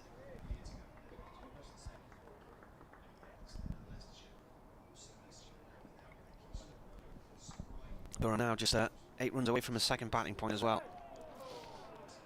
It's defended by Bedingham. When you think Leicestershire had a bowling point on the board inside 17 overs, and then they haven't had a wicket since. Right, they're just doing an update on the Yorkshire score on Radio T's, then they'll be throwing to us shortly. I've got 2 sets of headphones on here and 2 microphones just to try and build a picture for you. It's played by Bedingham out towards the covers for 1. Here we go.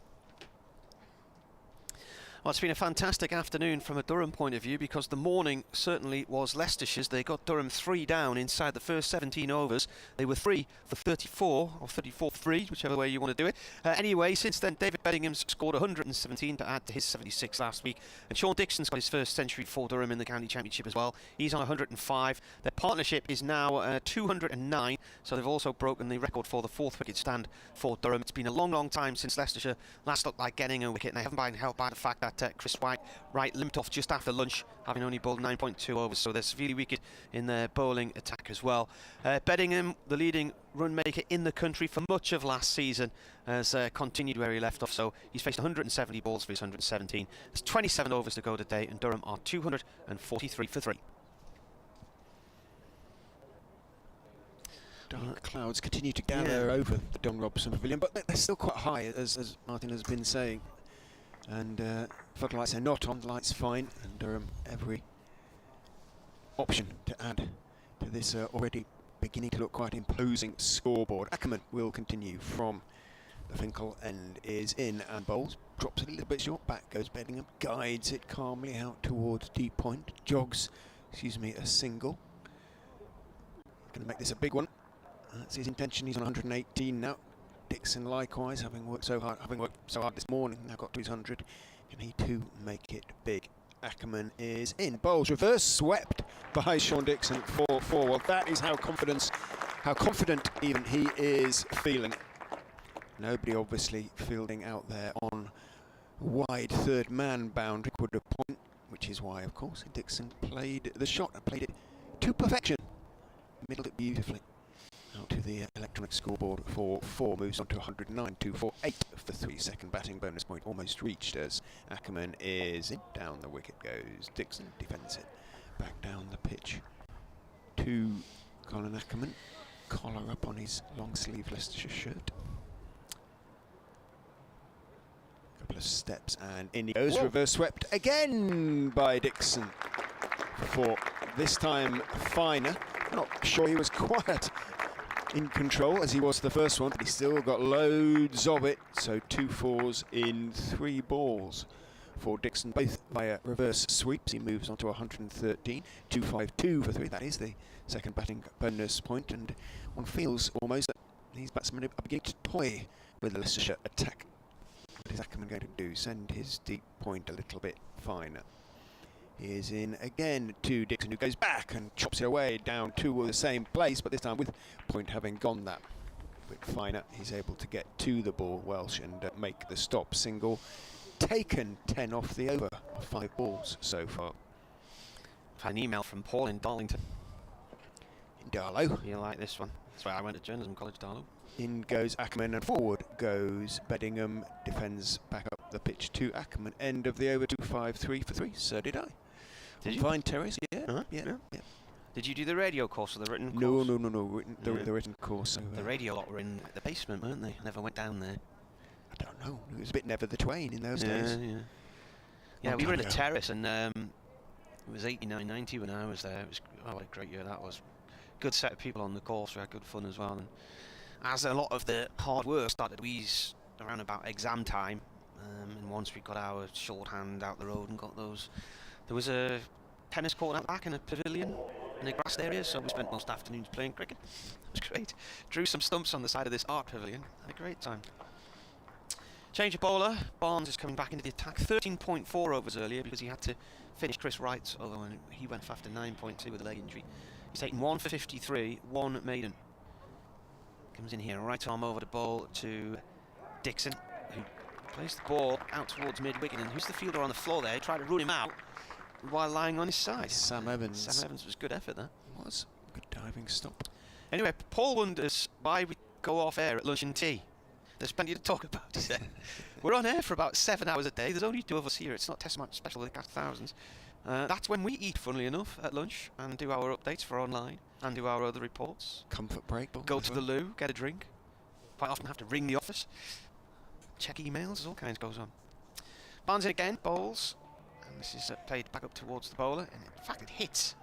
I think, did that hit Bedingham on the heel there as he turned back towards his crease?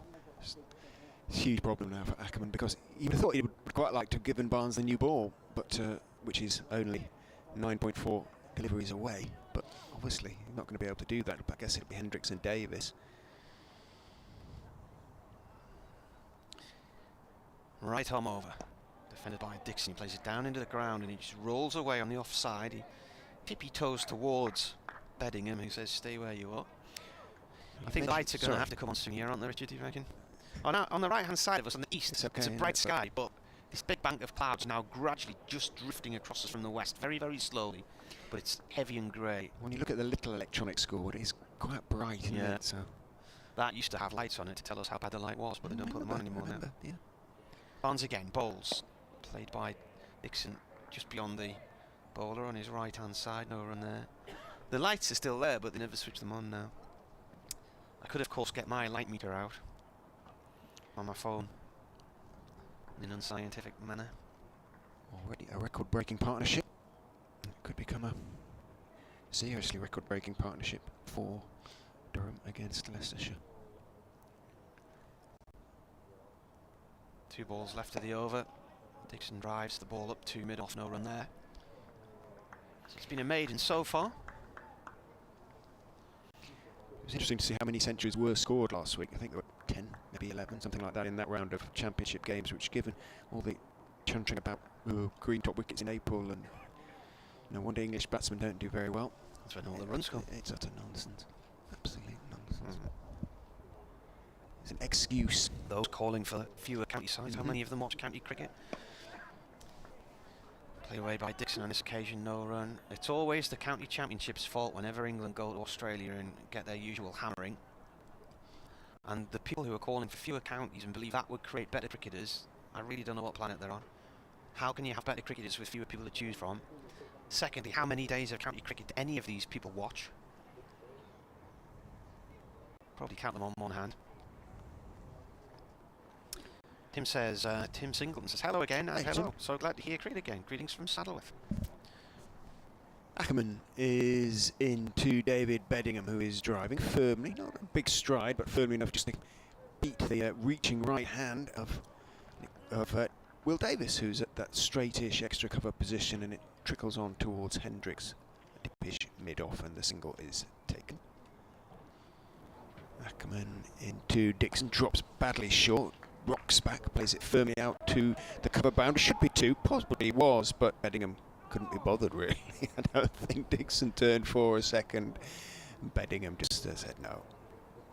We're milking this attack pretty comfortably. Let's not take an unnecessary risk. There's a car with its little... Ackerman drops short again. Back goes Bedingham this time. Plays it firmly off the back foot. More or less the same place, but a little bit more firmly so it gets more quickly.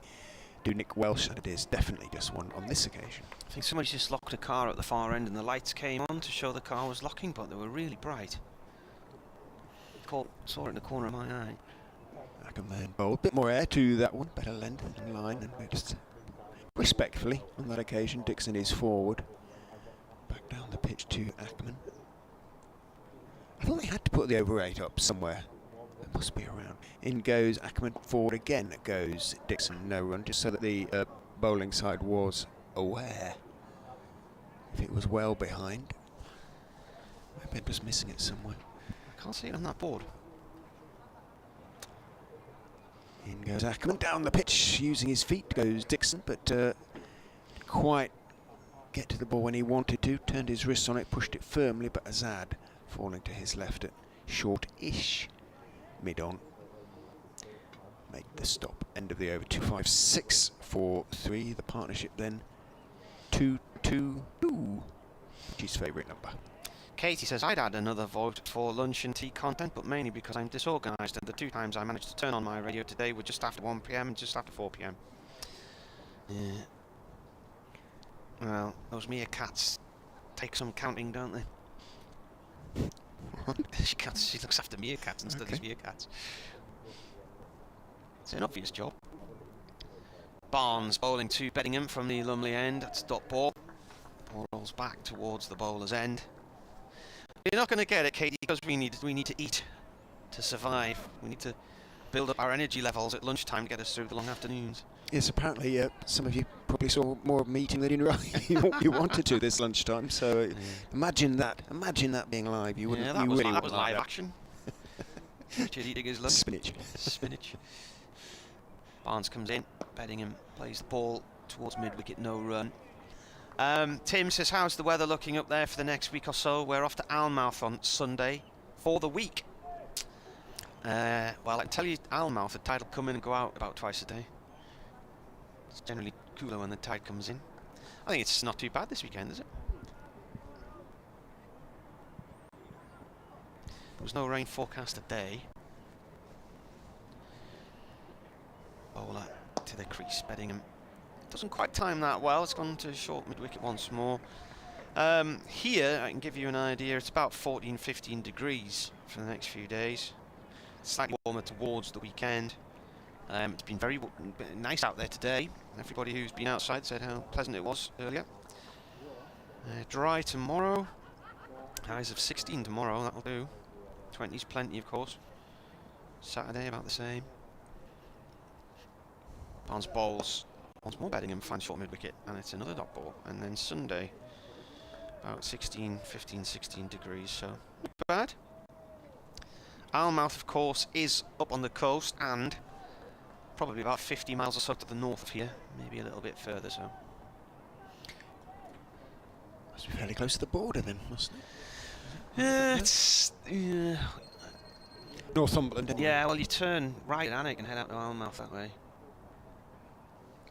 Barnes Bowls pushed up to mid-off. It's probably about 20 miles up from the border, maybe down from the border. Can Barnes come out of this with a maiden? There hasn't been a maiden for a long time. And he's bowled 5 dot balls, good ones as well. That he's made Bedingham play. He's been looking to get after him, but be aggressive, be on the front foot. But Barnes has bowled well. Let's see if he can finish the over well. This is played by. That's a nice shot in the end there. But it was there to be put away, and he put it, against the 4 runs. Yeah, he just couldn't produce 6 in a row. Last ball, less than full, no deep mid wicket, whipped away to the short boundary for 4.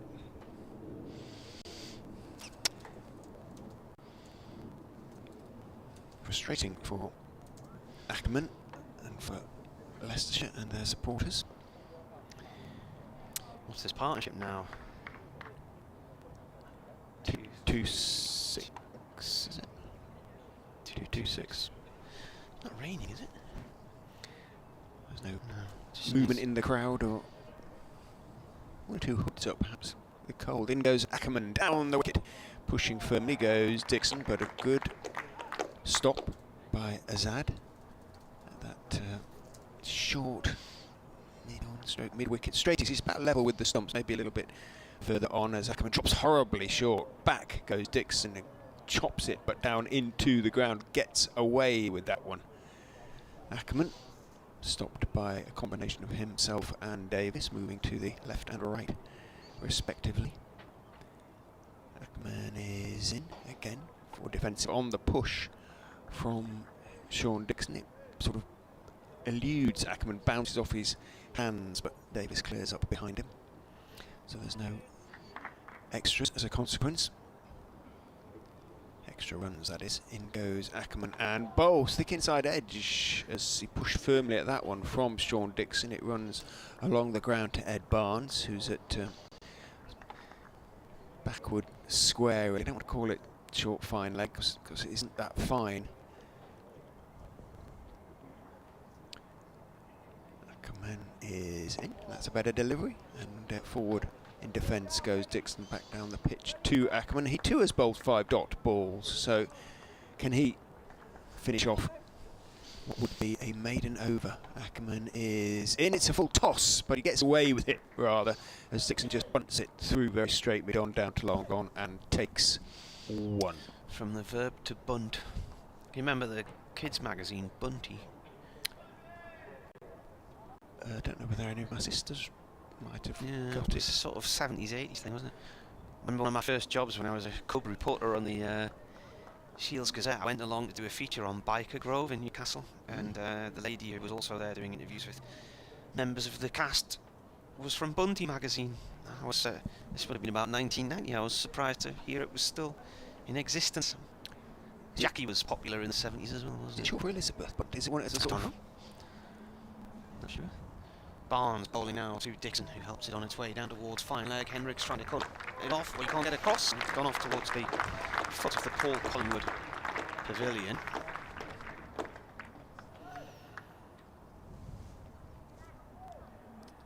To 6-5 for 3.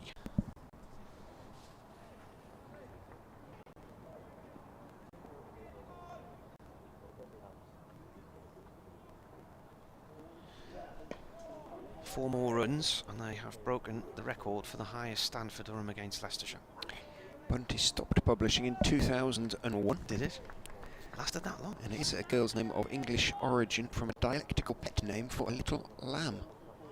From bunt, meaning to butt gently. So it kind of makes sense in terms of cricketing shots. Yeah. Barnes bowls. Dixon plays the ball up to mid-off, no run there. So when the score gets to 2-6-9, if it's still for 3, that's a new record partnership for any wicket against Leicestershire for Durham. Beating up between Messrs Latham and Kevin Steele, you see. Yeah. And at Grace Road, Latham got 124. Cameron Steele 234. First American-born cricketer to get a double 100 in first-class cricket. Barnes in. Oh, that's off the pad. They're appealing. Oh, and that's out. Dixon's gone for 120, playing across the line. So they fall 3 short of equaling the record. Dixon goes LBW. It stayed really low there. So the partnership ends.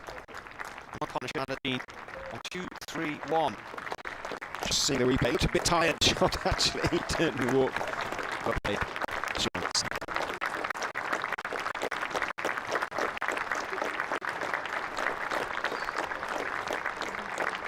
Hear the applause. That's a bonus for Leicestershire. Come absolutely out of the blue. What a partnership. As we've been saying, a record for Durham's 4th wicket against Leicestershire, and very nearly a record for Durham for any wicket against Leicestershire. Can we assume then it's probably the 2nd highest? But it can't be far away from that. And out into the gloaming almost, actually. It's looking pretty dark over there now. Still no lights. Comes a very familiar figure to Leicestershire supporters. Ned Eckersley. I wonder if his mum's have to say hello to the family if they're around.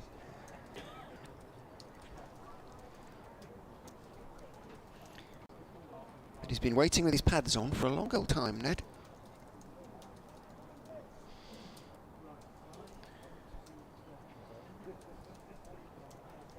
Dixon's final figures. 216 balls, 16 fours.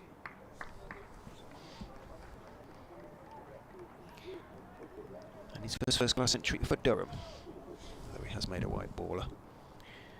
Top of the hour. Time for me to... I've finally got some good news to give to BBC Radio Leicester's FM frequency.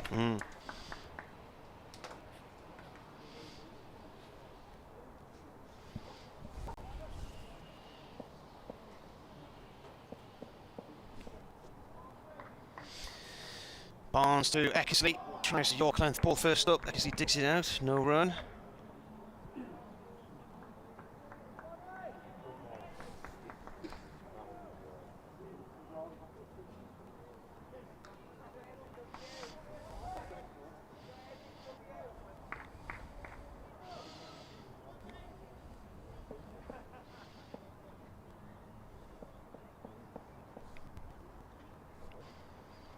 Barnes once more to Eckersley, that's played up to mid on, no run.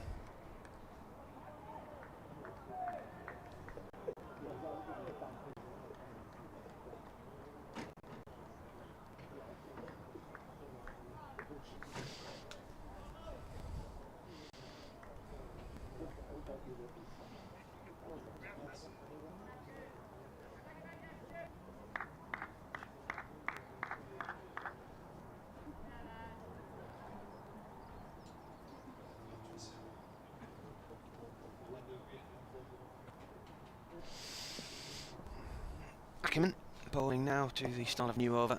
Bowling to Bedingham, who's on 124.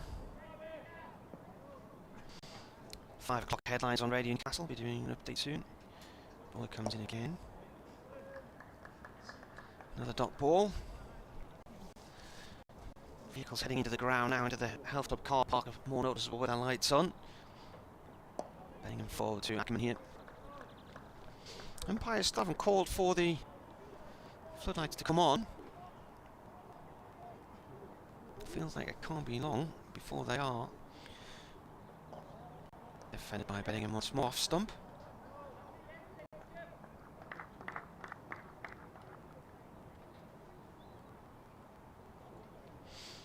Ackerman up, right arm over. Defended by the batsman. He's racing through this over here. One more delivery. If it's a dot, we have a maiden.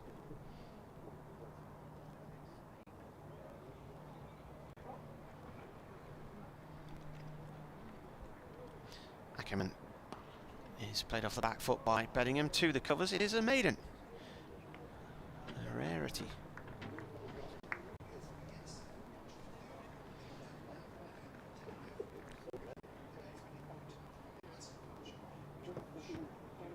It's been that's the 10th maiden in the match, and most of them were earlier today. Stuart Manger says county cricket is the real cricket. It requires a huge variety of technical and psychological skills and is the only cricket format that shapes the profile required for international test cricket.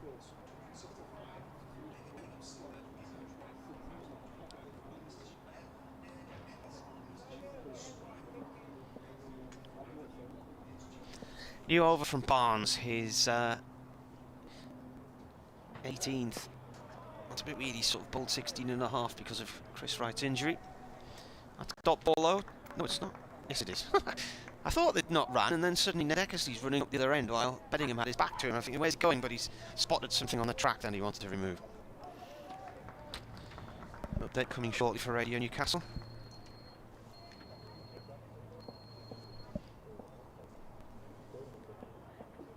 Barnes comes in and bowls. Eckersley turns it towards mid-wicket. Tumbling stop, no run. Update now.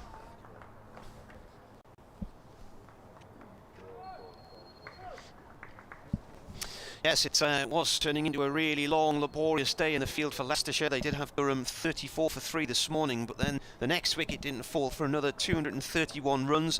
It's happened a few minutes ago. Sean Dixon eventually out LBW to Barnes for 120. At the other end, David Bedingham has 124, and they put on 231 for the fourth wicket, 4 short of what would have been the highest partnership in a championship match for Durham against Leicestershire. But great work from those two to dig them out of the mess they were in earlier. Ned Eckersley's now out there, and he's just got off the mark against his former team with 2 runs. So Durham now 267 for 4, and we've got about 20 overs left in the day. You see Will Davis starting to warm up. Ball still 3.5 overs away. Barnes, I was just saying to BBC Radio Leicester's listeners, has probably been just about the pick. He's kept on running in, hasn't he? And yeah, he's picked up a couple of wickets and he's bowled bravely. Eckersley behind this one. Plays it into short mid-wicket. Very busy in there at the moment. Sam Evans, isn't he? His ball seems to be flowing in wherever he goes around there. I'm trying to work out how many of the current Leicestershire side Ned might have sort of played with in the first team. He'd know 1 or 2 through the academy and what have you. Certainly not Kimber. Ben Mike, he would know. Not Rhodes. Ackerman, of course. Azad, don't think so. Swindles, he'd know through the academy. Barnes to Eckersley, and once again Evans collects it. It's just a short mid-wicket. Hendricks obviously not. Welsh probably not. Might just to come up against him at Loughborough. Evans ditto through the academy. So Davis joined about at the same time Ned left. So yeah, not many. Shows what the turnover is these days. Alfonso Thomas has pinched the deck chair. Over 8 minus 1. Barnes bowls. Eckersley stands firm, defends. That is the end of the over. Started his career with Middlesex Academy, Eckersley, before Leicestershire. So the over isn't too bad, minus 1. No, it's okay now, isn't it? With the number of overs, I guess Ackerman has bowled 18 overs. That's a lot of overs, and Rhodes has bowled a couple as well, hasn't he? So 20 overs of spin in getting on for 80, so a quarter of the overs. Yeah. Just over a quarter of the overs have been spin, so it shouldn't be too bad. Going to be another one now from Ackers as he tries to get through to the new ball. A couple of steps and in he goes and bowls. Back goes David Bedingham, plays it firmly back down the pitch to Ackerman, who marches purposefully back to his mark, which isn't very far away. He's in and bowls. Back again goes Bedingham. This time he's found the gap, punched it to extra cover. In fact, it's going to go all the way. Didn't try and overhit it, just placed it perfectly. Runs down the hill, crosses the ropes in front of the stand, the dressing room directly behind them. Bedingham moves on to 120. That was a nice shot. Economic power. 271 for 4. Ackerman. Just a couple of steps is in, bit short again. Back goes Bedingham up on his toes, playing squarer this time, so it's a reasonably comfortable save on the boundary for Nick Welsh. Single is taken. 129 Bedingham. I think we've got fairly longish odds on Durham being 300 plus for 4 or 5 at the close, when they were 34 for 3, just half an hour or so before lunch. That was off about, 17 overs. Shows how well this is Bedingham and of course Dixon played. Forward goes Bedingham, turning his, I beg your pardon, Eckersley, should recognise him by now, short hair or not. Turns his wrist on his defensive push. Out towards mid-wicket it goes. Rhodes is the fielder. Ackerman drops a little bit short. Back goes Eckersley. Pushes it through the gap in the covers. Out towards Welsh, who overthrows Swindles. Good backing up from Azad. Make sure that there are no extras. Eckersley on to 3.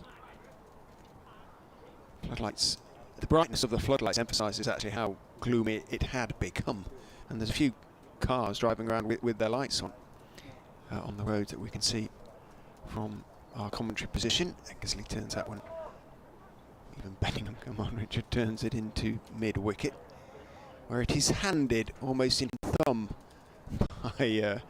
by Rhodes to Eddie Barnes, because this will possibly be Barnes' last over. He's got the very old ball in his hand now, albeit that it's been changed 3 times. 273 for 4. 18 overs remain, but the brightness of the lights makes me think that we might not get them all, to be quite honest. He lost a lot of overs in Cardiff 108 in the end of last week, as indeed we did at the Upton Steel County Ground. Probably about 100. So we lost getting on for 80 on the first day. Barnes bowls, defended by Eckersley. Bat and pad, a few yelps from the Leicestershire players.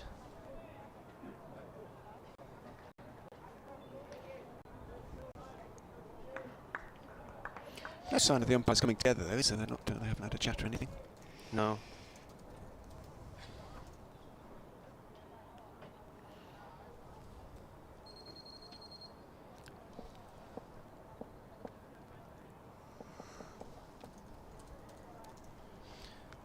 Barnes bowls. A little bomb ball in the air towards the bowler. He leaps up, can't quite grab it. Just bounces behind him and is collected by Louis Kimber.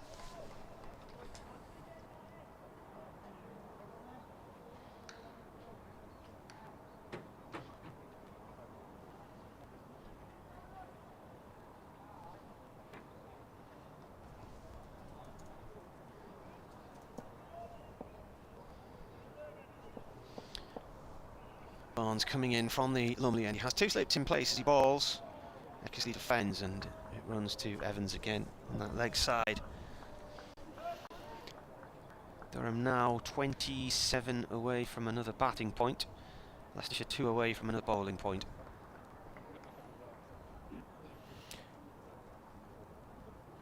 George Rhodes is hopping around. He might get to bowl the last over with the old ball.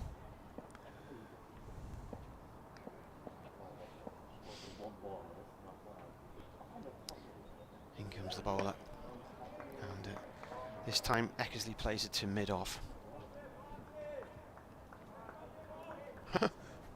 Stewart says Dixon fell just 5 runs short of equalling his entire tally for Durham in his previous 11 innings, which amounted to 125 runs. Did he play last week, or presumably? Yeah, like 26 or something. There was only the 1 innings. 23. Turned by Eckersley this time from Barnes to square leg, where Nick Welsh fields. Derbyshire have put a load of runs on today as well, haven't they? Well, they've got Sean, what's his name now, haven't they? Mahmood? 294 for 2 against Sussex. Shan Masood 179, Wayne Matson 78. That's in Derby, isn't it? Yeah. In comes the bowler. Defended. That's the end of the over. It's another maiden, so we've had about 2 or 3 maidens in the last 4 or 5 overs now. It's been better from Leicestershire. Barnes has been effectively it's his 4th spell, I think, but he's been really good post tea. Tim Singleton's been back on. He says, I've just checked the scores. Blimey, what is Fletch Sport going to be able to find to moan about now, he says. It's normally the downfall of Derbyshire. He's probably sitting there on air saying they'll still lose. He's going on about playing overtime last time. Arms. Additional 7. Yeah. And it is going to be George Rhodes to finish off this old ball with the floodlight shining very brightly. Here now. He's going to come around the wicket to David Bedingham, who will not want to give it away now. Rhodes is in, and Bedingham duly plays the most solid of forward defences. Back down the pitch to the former Worcestershire man. Being pointed out to me that Marcus Harris, now 130 not out, former Leicestershire player, of course. Back foot defensive, firm shot from Bedingham, but a good stop at that extra cover position by Will Davis. Did try very hard to get him back for this year, but Gloucestershire offered him a 2-year deal, I think. In goes Rhodes, forward goes Bedingham, possibly a better dash as well. Yeah, virtually saying it's Derbyshire, they'll still lose, and I'm always reminded of you and Leicestershire forced to follow on here. Don't do it, it's Leicestershire. Well, it wasn't so much because of that as that one is turned by Bedingham out towards square leg and taken, but you could see the bowlers looked a little bit tired, and it was the only way they could, it was the only way they could lose the game effectively. You know, if the batters had come in and biffed a quick 150, I don't think Durham would have thought about sort of trying to chase it, really. They would have set out trying to save the game, and it would have been a whole different setup, but I was a little bit surprised. In goes Rhodes, and Eckersley is careful in defence. There were 2 fight backs around about that time when Leicestershire forced to follow on and Durham won for the first time following on. Rhodes is in, tosses it up, Eckersley reaches for that one and defends it out into the offside, and that is the 80 over mark. The new ball is now to use it, available. Well, Barnes has been bowling with the old grubby one, so this one should catch the floodlights. Parkinson comes out with a drink, but nobody seems to want one. Oh, yeah, Swindles does. He's going to have a drink, and Ben Debenham, the umpire's telling him to get off the field. I don't know whether he's asking to bring the new balls. He's pointing to something. Yes, there you are. Yeah, brand new ball. Normally they have it in their pockets, don't they? He said, yeah, you've come on and you haven't brought the ball with you. If they want it. So this is the 3rd ball today. The new ball. Fourth, because it was changed twice, wasn't it? So effectively it's the 4th ball. Oh, yeah. Anyway, expensive business. Yeah, they are. They're not cheap. 274 for 4. The scoreboard is bright. What do they cost these days? About 60 quid, isn't it? You should be able to get a bat for that. Not anymore. Oh, the silly prices now. Yeah. So Hendricks is coming back on, and Buren Hendricks still looking for his first wicket, isn't he? Of the season. He is. Well, it's gloomy to be facing Hendricks, who can be lively. Left arm round then. Bedingham on 130 from 194 balls is facing him from the Lumley end as he comes in here and bowls, and he looks to pull that through the leg side and plays and misses. Pulled over the top of it, didn't he? Didn't get up too hard. Flicked the pad, but it was well above the stumps anyway, you would have thought. Yeah, that other victory for Durham around about the time when they beat Leicestershire following on was they've been bowled out for less than 100 by Derbyshire. They've been bowled out 25 times for less than 100, and that was the only time they came back to win a game. And I think when they won following on, it was only something like 30th time a side had won following on in the county championships in something like 1895.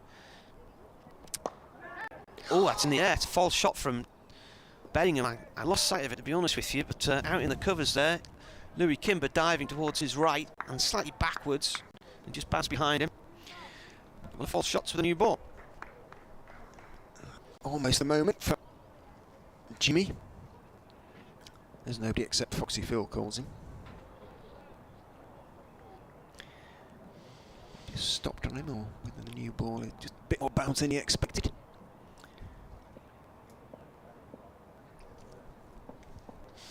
Eckersley's on 3 following that single. Left arm over to him. Struck him on the thigh pad and drifts down towards fine leg for a leg bye.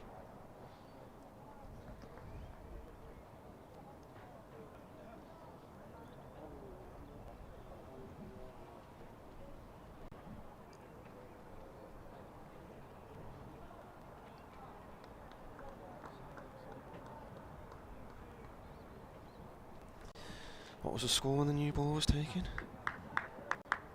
2 runs ago, wasn't it? 273 for 4. Hendricks in. Bedingham pushes the ball out into the covers off the back foot. Straight to Louis Kimber, no run.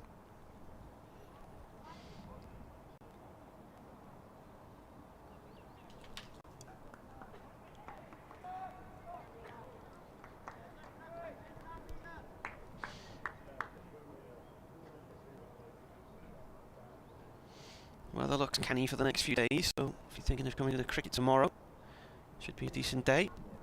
Hendricks in. Bedingham forward to that one and defensively pushes it past point for a single.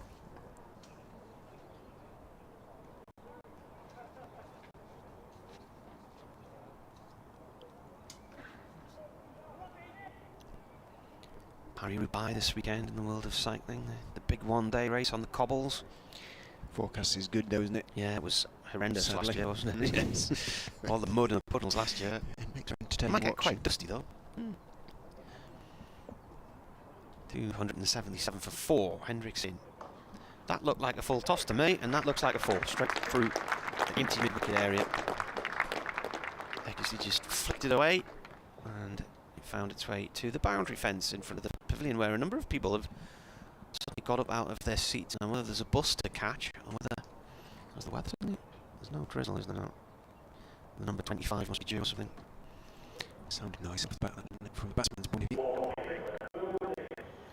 Davis gets the other bite of the cherry, the new ball.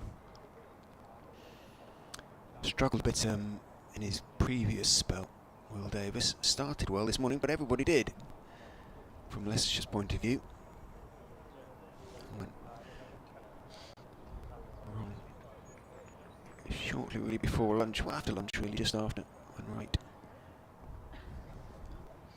Up his injury. Davis is in from the Finkel end, is turned away through the leg side by David Bedingham. Should be 2, probably 3 actually. There'll be 1 for the throw from that long way down there. Barnes and Evans do a spot of relay work, but that always means an extra run, and it certainly does on this occasion. Barnes looks a little bit weary, and I don't blame him. He's got through a bit of work, although Ackerman has done his best to work rights overs off through himself and Rhodes, and he did up to a certain point, because I don't think Ackerman would have bowled more than about 8 or absolutely 10 overs at the most.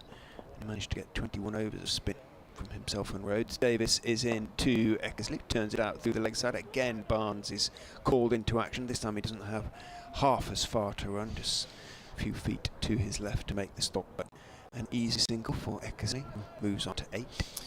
Nottinghamshire are 264 for 7 against Glamorgan at Trent Bridge. Liam Patterson-White's just gone LBW for a duck to 40-year-old Michael Hogan.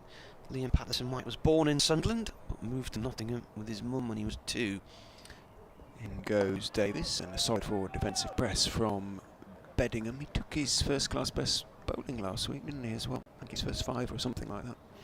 I think he looks, someone who's got a duck today, but I think he looks a useful acquisition. Yeah, he's a spin bowler, isn't he? Ooh. Professional. Imran Ahmad Khan is resigning as an MP following his conviction the other day for sexual offences. There will be a by-election in Wakefield. Davis is in, bowls, and again, nice high left elbow, head right over the ball. Bat slightly in front of pad from Bedingham, a purist would say. Plays it back down the pitch, and it goes into the stumps. Alistair Cook has just passed 25,000 first-class runs. Somebody pointed out last week, everybody's debating about Alistair Cook coming back and opening up for England again, show them how it's done. Meanwhile, the current England opener got 182 at Glamorgan. Davis is in and bowling. Driving pleasantly is Bedingham, but it doesn't quite have sufficient force to beat Bjorn Hendricks, who runs to his left at wide mid-off and makes a stop, but it travels sufficiently quickly to ensure that Bedingham can't pick up 135, remains his score. Alistair Cook and Steve Harmison used to be roommates on tour, and I think Alistair's the godfather of one of Harmy's children. Davis is in and bowls, and again a defensive shot firmly played by David Bedingham. Down the pitch on the onside, Ben Mike runs across and fields. I still don't get that. Why, you would think, given they probably travel first class, they'd get them a room each, for goodness sake. You know, Well, want a room to yourself. I know, at but the end sometimes of the day. it's interesting if you read Graham Fowler's book about when he was an England Test cricketer out at Foxton. He talks about the loneliness and how on some tours you just need to spend time with other people, in whether it's just a few hours in a room watching the TV together or what. So maybe that's part of it. What's going on here now? There's a delay for some reason. Umpire's not consulting, so the light isn't. In fact, if anything, it's probably just Hendrick's slightly I think lifted. he's injured his finger and he's calling for a bandage or something. Seems to be showing it off. Just looking to see if Will Garvey, Leicestershire's physio, is running to meet him, but on comes Callum Parkinson. Yeah, it doesn't look. Got an injured finger, I think. Yeah, Will Garvey's with him. He doesn't look too concerned, does he? Big Buren. But it does mean that he's just won over in his spell then with the new ball. And Barnes will come back. The ever-willing Barnes. 14 overs to go tonight if the light holds. Do an update in a few minutes for tees. I can see what he's bending down, examining his hand carefully. Putting on a plaster, perhaps. Barnes then replaces Hendricks, and Boat and ball. Playing a miss from Eckersley just outside the off stump there. Bit of movement there for Eddie. Yeah. With the new ball. Drew Eckersley into the shot. Umpires are having a word, but at a distance. Two very senior umpires here. O'Shaughnessy and Debenham. A lot of experience between them. Barnes to Eckersley. That's a nice shot. Plays out through the covers. Right out the middle of the bat towards the castle boundary. They will run 3.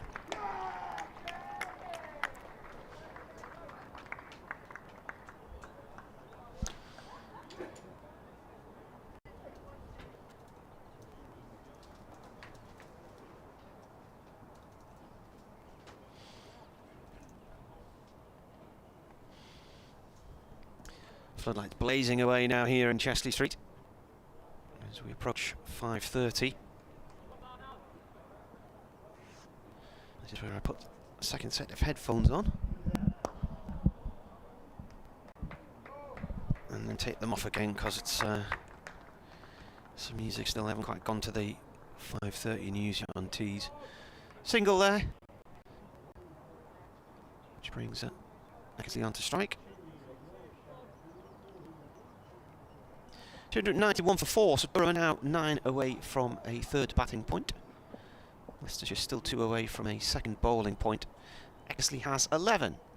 As Barnes bowls, defended by Eckersley. Back to the bowler it goes.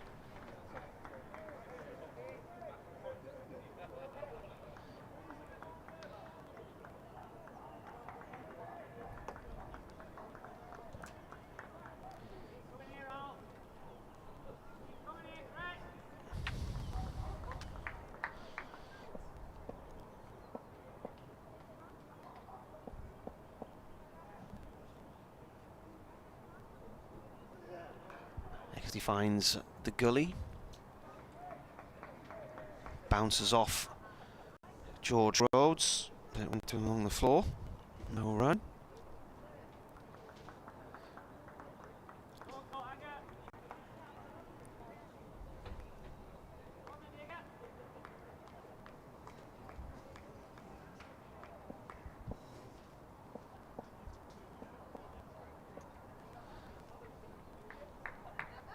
Bowler in, and Eckersley fends it away, one-handed up to mid-on, no run there.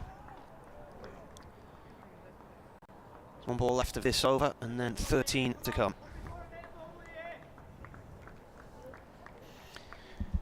Durham want every single one of them, really. Keep building this score. 300 odd for 4 when you've been put into bat, and you're 34 for 3 is a very good day.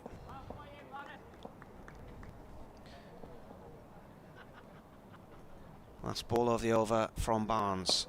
Eckersley pushes it out towards the covers for a quick single. Hendricks is still sitting down there at fine leg. Oh, he's back on now. He's walking back on now. So Just trying to see his left hand. What it looks like it's just a big plaster on his finger. Maybe had a nail ripped or something like that. We'll ask afterwards. Have you done your update for? Yeah, we're done now because they've gone to. I'm about to tea, so I'll turn me off for a second. They have gone to Eindhoven in the Netherlands, where Leicester City are about to play their conference quarter-final second leg, 0-0 from the first leg at the King Power. Eckersley wanders down the pitch, has a few prods.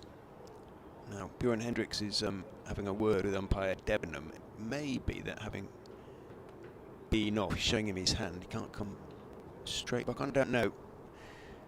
Will he be able to bowl immediately? Or will Barnes have to bowl one more over? First of all, we're going to get Will Davis from the Finkel end. 3 slips. Still nice and new the ball as Davis is in here on the pad. That's got to be close. He has gone. Ed Eckersley has gone. He indicates to umpire Debenham that he hit it. Now, he's going to get in trouble there, I would imagine. Eckersley, he lifted his bat and showed it to umpire Debenham. And he's walking off somewhat reluctantly. So I would guess he might have a little summons to the umpire's room at the end of play. I'm becoming something of an expert in this because Leicestershire transgressions in recent years, I suppose. It was going to hit, but yeah, he thinks he hit it. It's raining, Martin reckons, at the moment. He's got his binoculars out there on the crowd. Just see what. No umbrellas going up at the moment. Umpires don't look too concerned. What are the ground staff doing? That's usually a good sign. No sign of them by the covers, although the little blue tractor is in place with the covers behind it, ready to be pulled off, but nobody's sitting on it. So Eckersley goes. Now BW2 Davis. 412. 292 now for 5. Still very much Durham's day, but if Leicester were somehow able to pick up a couple more wickets before the close, sort of compensation of sorts. But they know they're very much up against it in the match already, with having lost right. Liam Travaskis has come out to join David Bedingham, coming in above Messrs Cochrane and Rain. Still 12 overs and 5 balls left to be bowled today, if we get them all. Left-hander, of course, Travaskis. Always good to have a left-hander and a right-hander batting together. Davis is into Travaskis, who leaves just outside off stump.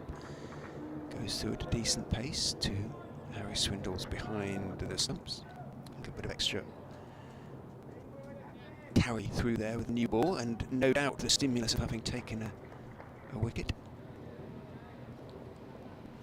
Albeit, if Mr Eckersley is to be believed, one that is slightly questionable. Davis, 2 for 59 for him now, is in and bowls. That one stays low as Travaskis lets it go through outside off stump, pushed across him by Davis, taking that low down, died rather, didn't get that one quite right. Davis, after that previous delivery.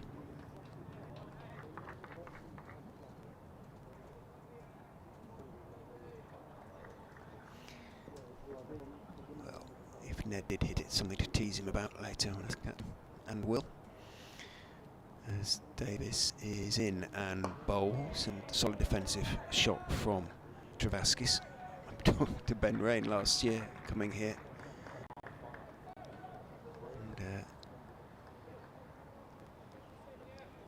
And he'd had a similarly questionable decision, but not against him, but in his favour, and asked him about him afterwards, and he explained and said, had it been questionable, he said, I would have teased Leicester about it relentlessly. In goes Davis and bowls, turned off his legs by Travaskis down towards deep square. Barnes runs around, he's down there now, is he?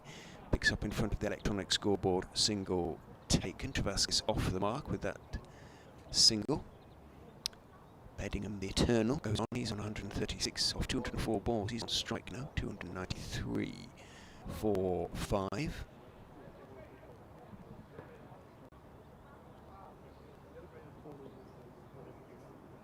Davis in to Bedingham, who is forward as solidly as you like, as though it's his very first ball. Forward defensive shot out into the offside. And there is no run. End of the over, the 84th of the day, and of course the innings. 12 potentially to be bowled, but umpires marching in the same direction, 22 yards apart. No signs of having a word with each other. Hendricks is coming back on in place of Barnes, so 2 for 70 of 19.4 for Barnes today. Might just get an over or two again before the close, but I doubt it. I think his work for the day should be done. 2 for 6 for Will Davis. Still nothing for Bjorn Hendricks. Can he pick up his first Leicestershire wicket in this spell?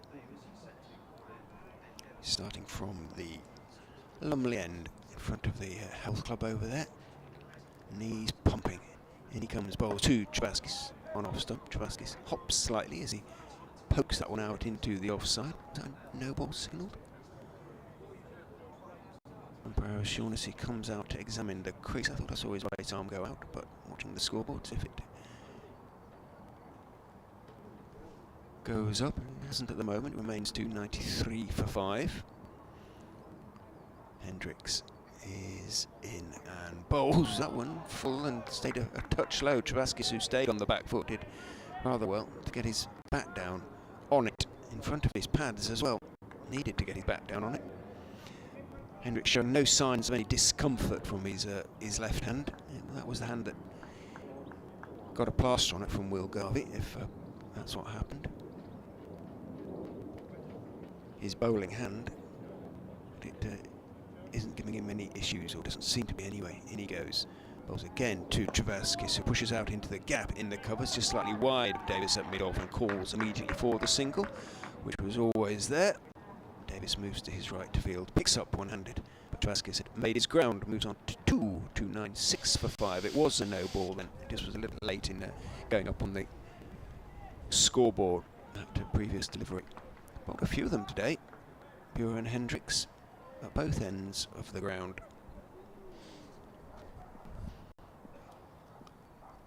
None for 70 for him. He is in again to Bedingham. Climbed slightly on him, turned off the hip, maybe just above, about waist height, up towards mid-wicket, and there's no run. I've had a message from Kevin Hand, the Middlesex commentator.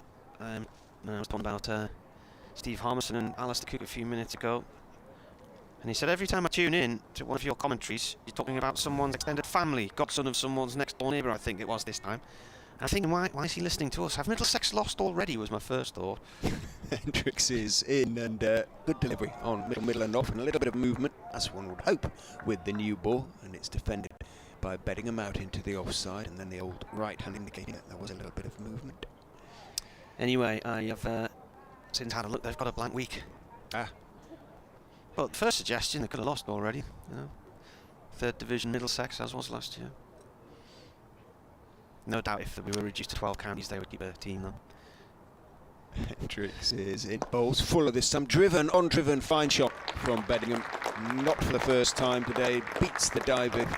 Davis at mid-on, runs down to the long-on boundary for 4 and brings up the Durham 300. 300 for 5. And Bedingham has made almost half of them. 140 to him now. 3rd batting bonus point. Well played indeed. What over are we in the 85th over? Oh, Kevin's been on Twitter as well. Has he? Yeah, that's the. That's what I've just seen it. In goes Hendricks and bowls. Again, he's on driven for 4. It wasn't as full this time. It wasn't half volley. Davis just thought he'd fallen then as well. They just don't. If they lose another seam in Leicestershire, they might. Wish I'd brought my whites, but Davis is okay. Hendricks is not. In cricket terms, anyway, he is going the distance. Number 78 of 19 for him. 304 for 5 consecutive on-driven boundaries for David Bedingham, using Hendricks' extra pace. Didn't try and overhit either of those shots, just really played them beautifully out of the middle, very straight. 304 for 5 after 85, 11 to go.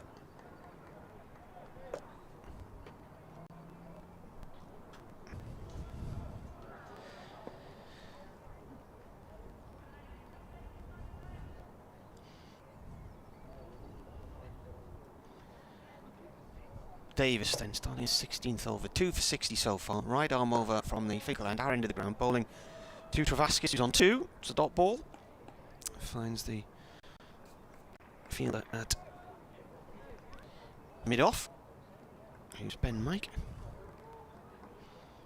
He missed the action earlier. Chris Wright limped off after 9 overs. Hasn't been back on. That was just after lunch, and then for a long period, Leicestershire couldn't get a wicket as bowler comes in again, defended by Travaskis. So the 3 wickets fell this morning. It was the 17th over, so it was just after the first hour of play when the last wicket fell in the morning session, and then it was after tea, and quite a period after tea before the next wicket fell, the 75th over. Partnership of 231 from Bedingham and Dixon.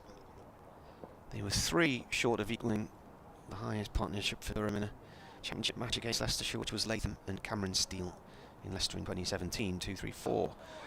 Played by Travaskis off towards point. He says, wait, and Bedingham's halfway down the track by then and looks at him as if to say, we could have had a run there. But it was Travaskis' call. I've been out here all day, I was ready for it.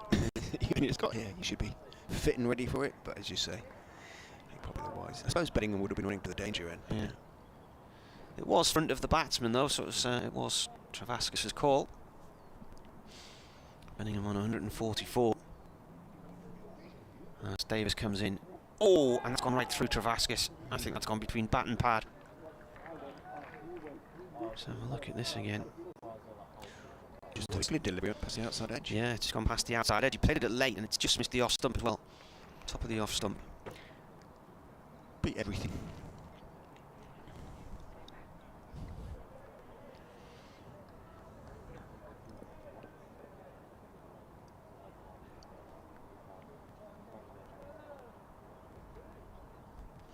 Ball comes in again. Well, that's left by Travaskis, goes low. You do wonder why. Middlesex played last week and then they've got a week off this week. Remember that happened to Durham in 2016. They opened the season against Somerset and then didn't have a game the next week. And then beautiful weather the week where they didn't have a match, then started a game the 3rd week against Middlesex and it snowed for 2 days. I suppose you can't kind of predict the weather when you're doing the fixture schedule. It's just the way, just the numbers, isn't it, that's involved. Well, yeah, but as Davis bowls to Travaskis, that's gone up to Mike at mid-off, no run there. But to give a team a week off after one game. Yeah, it's just to say, it's just the number of games being played when, if you know what I mean, the numbers in each division. It's just Yorkshire missed out last week. I think we go 6 consecutive weeks. Yeah, Durham is 7. Could be 7. Look back, calendar looks pretty full till the end of I think end of June last week, end of July.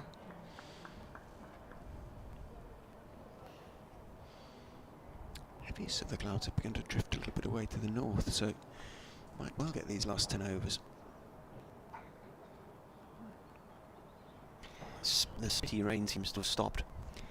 Hendricks still looking for that first wicket. He's coming around the wicket to Bedingham, who drives pleasantly. It's half stopped by a brave Hendricks in his follow through, deflects it out towards extra cover, almost wrong foot Louis Kimber, but Kimber recovers and makes the stop. 304 for 5. Bedingham a long way to go to get to his first class career best, which is well over 200.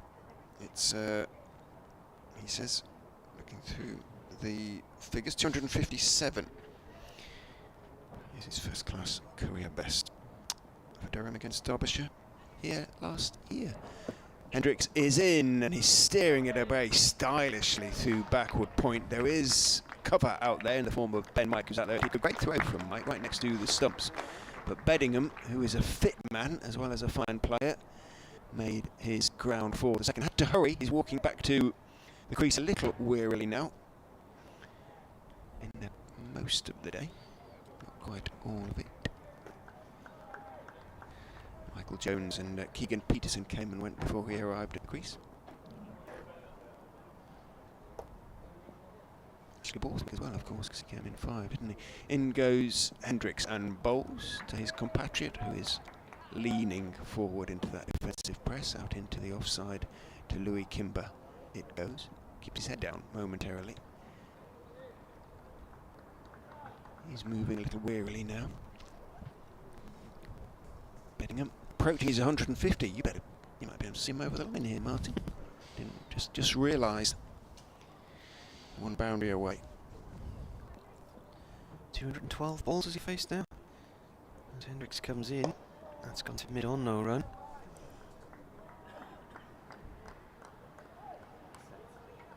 Yeah, 213 now.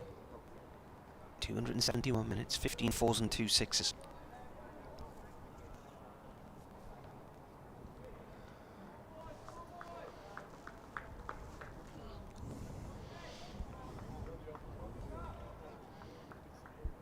The light seems to have sort of dipped to where it's going to be now, doesn't it? Oh, he's dropped the ball. I think he hit his knee, didn't he? No, he keeps... It's that spot, he slips in it. One of his feet lands in it, and umpire O'Shaughnessy all keeps coming out and trying to tread it down. You can just sort of see a dark, dampish patch where he puts his foot from time to time and then just slightly loses his footing. He's not comfortable with it. From the Lumley end. A cut by Bedingham. That's a nicely timed shot. That's going all the way to the boundary, and that is 150. Excellent work from him. This handshake from Liam Travaskis, a wave of the bat. And he follows Alex Lees, who made 150 last week, and now they get 82. And he's a run machine. So 214 balls now. 15 fours and 2 maximums.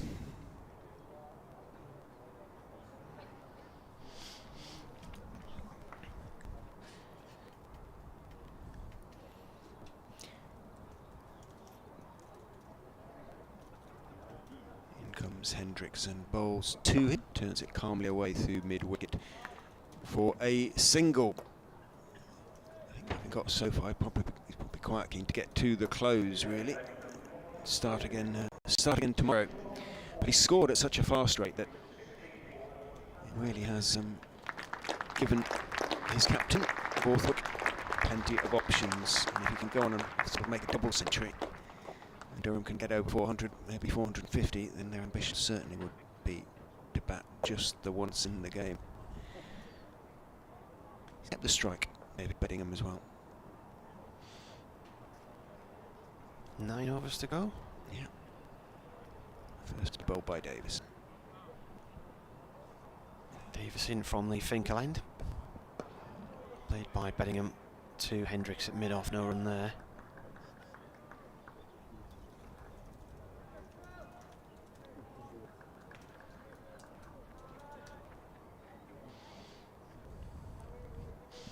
Ollie Pope's just got 100 for Surrey.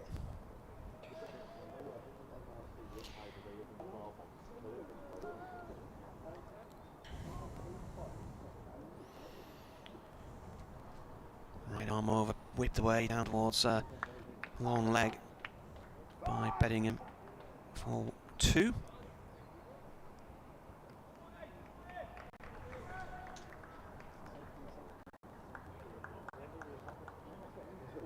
I've just spotted the lone figure of my father on a balcony up on the top stand there, his white cricket hat. He seems to be the only one sitting outside on that upper tier. 306 for 5. Bowler comes in, and that's a cut, and it's gone through gully and away for 4 of Beddingham's middle. There's something sort of contemptuous about that. Yeah, the scoreboard seemed to throw that drivel. I had to put it away because it's my job, but it was a drivel. And that's 150, 154. I think he's on 156. Durham are on 312 for 5. They've both decided they've had enough. Are they linked in some way? I would imagine so. 317 for 5 has just come back on. This is played by Bedingham. It's another 4. And bowler just losing his line and line there, and it's drilled back past him. So Bedingham now moves on to 161, I think. 160 is drizzling again now. That seemed happy enough, haven't they? They've got their hats on, of course. It's a brand new television system, so it's not the TV screen which is frozen, it's the scoring programme which seems to have frozen. 321, he's got 161. And This one's just played back towards the bowler's end, no run there. Hey, ironic applause as the scoreboard unfreezes and updates itself. It's a little harsh. Occasionally Leicestershire have to switch theirs on and off. Yeah. Can you remember the situation in Northampton whenever anybody turned there was a kettle in the press box and they turned the kettle on and used to fuse the scoreboard, it would go off.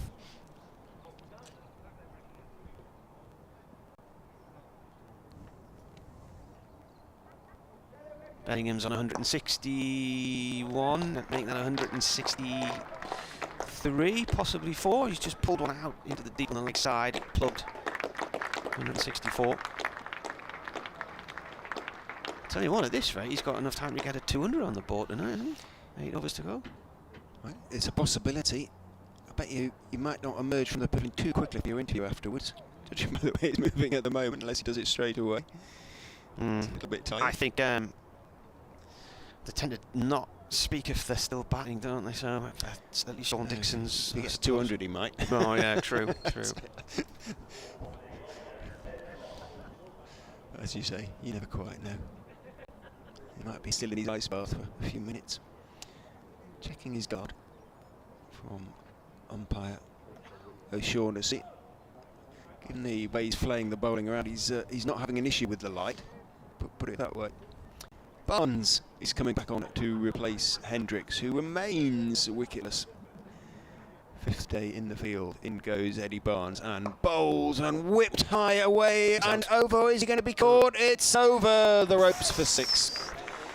Nick Welsh was out there and it looked for a few minutes as though, for a few seconds, as though he was going to be underneath it, and he kind of was, but it was just a foot too far for him. He got 2 hands to it. I don't think he took it anyway, actually. No, he landed on the length beyond the rope on the covers, measured his length, but didn't quite get all of it, Bedingham, but he got enough of it, and that's his 3rd 6. And that short boundary over there. Barnes for a minute must have thought he'd got his 3rd wicket. Not to be. Barnes is in again and bowls. Bedingham is clipping it away very neatly through mid-wicket. Welsh has to scurry around, does get there, gets his body behind it, gets 2 hands to it, and throws to Swindles, and Bedingham picks up 2 more. An explosion of scoring now from David Bedingham. Has seen him, now he's past 150, accelerate if anything. He's moved on to 172 now, 332 for 5. What an innings this has been. 1, 2, 3, 4 fours in the last 3 overs and 6. Barnes is in and bowling, and again Bedingham is scoring. There's nobody in close on the leg side. There's only mid-on, who might reasonably described as conventional, otherwise deep mid-wicket and deep backward square. Only fielders on the leg side for David Bedingham. They say, well, go and try and hit over, and he did just on that occasion. Only just, but just is enough. 333 for 5. 621. The figures for the over so far, 9 off the first 3 balls. And almost 300 then added since 34 for 3. Added for just 2 more wickets taken. Barnes is into Travaskis, who is beaten, or did he withdraw the bat inside the line? Did he coat rail it back inside the line? Indicates there was movement. Travaskis, a different game that Bedingham is playing to everybody else really out there.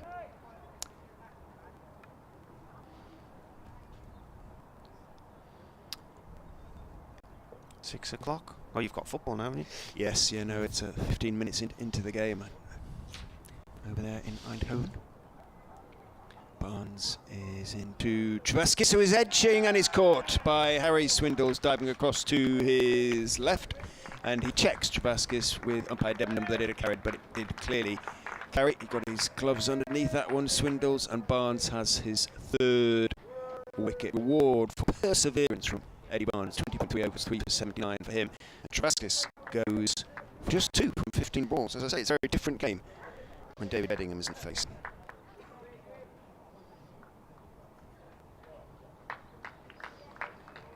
Decent catch by Swindles. 41 over it, with Travaskis getting 2 of them. 88.5 overs. That's remarkable. Another bowling bonus point for Leicestershire. So a little bit of reward at the end of the day. A chastening day, a difficult day for the Foxes. A day dominated by David Bedingham, and we shouldn't forget Sean Dixon, who played outstandingly well this morning in a really difficult period. Ben Rain, the new man? From Leicestershire, of course. Getting to his photography now, isn't he? Is he? Yeah. He's taking lots of pictures in and around Sunderland of sort of, very dark, moody pictures with landmarks in the background, but a sort of positioned sort of urban blight in the foreground and things like that. He's getting into it. I'll have to ask him about that. He'll be on strike to Barnes.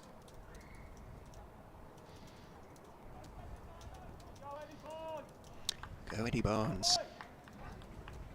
Swindles didn't hang on to every chance against Worcestershire last week, so we're pleased having hung on to that one. Barnes is into Rain, who is pressing forward, angled back, down along the ground it goes, 2 point, where Rhodes is the fielder. End of Barnes' 21st over, albeit it's 2 deliveries short because he finished off the unfortunately stricken Chris Wright's over, so 20.4 overs, 3 for 79 for Barnes.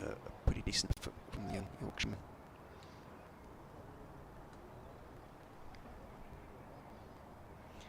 He or Davis will, I'll try and get an interview with him, post it by the BBC Radio Leicester or website later on today.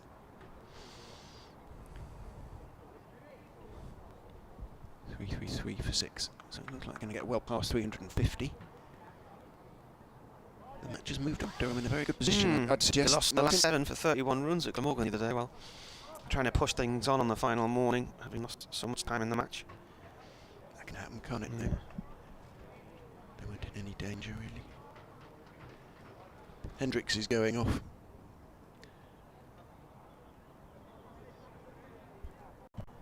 Callum Parkinson on. Yeah. What's Hendricks doing? Sitting down over there. He's picking himself up now. He's limping a bit as he walks off.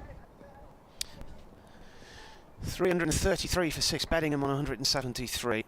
And I think that 177 is just absolutely whipped that away off the hips through deep mid wicket before. I have to say he's butchered Davis in the last 3 or 4 overs he's faced from Davis, hasn't he? Moves to 177 from 225 balls. He's in the mood, he's got his eye in. He started with a half century, a century of Nottingham last year. Led all summer as the leading run maker until the final few weeks when he was pipped to 1,000 runs. The weather started to intervene and delay progress, and then eventually Tom Haynes of Sussex just got there before him. He's past 250 now then, isn't he, with his 70 odd last time out? Yeah. 2 men on that leg side boundary, deep mid wicket and deep backward square leg, but he just put the ball right between the two of them last time. Davis in, and he's pushed it the other way this time, wide of Hassan Azad. Big divot comes out the ground as he chases that one. They run 3, wide of mid on.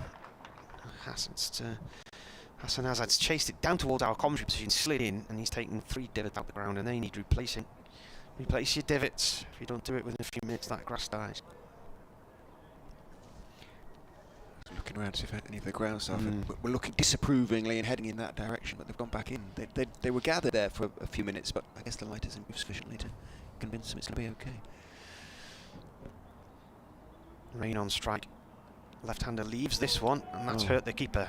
It's absolutely hurt his hand, his right hand. He's going round and round in circles, waving his hand. This is already a depleted-looking Leicestershire side. They can't afford another injury. That's really hurt. That's a stinger. Immediately, didn't he? Quite what that... I think got it on the thumb end or something. I mean, it wobbled a bit, but not too much. But he's struggling a bit at the moment. Davis having to wait while he tries to shake it off Harry Swindles. It was his right hand that he hurt. He's struggling. Yeah. Who could go wicketkeeper? I'm looking. There is an occasional wiki, isn't there? Can't remember who it is. I've got it in my notes somewhere. Still a delay here. while his teammates are gathered round. He's just going to have to try and field one He's hand. okay. The gauntlet's back on. Have to put his left shoulder forward towards the ball and just try and keep one-handed. Again, we don't know who Kimber might keep a bit of wicket.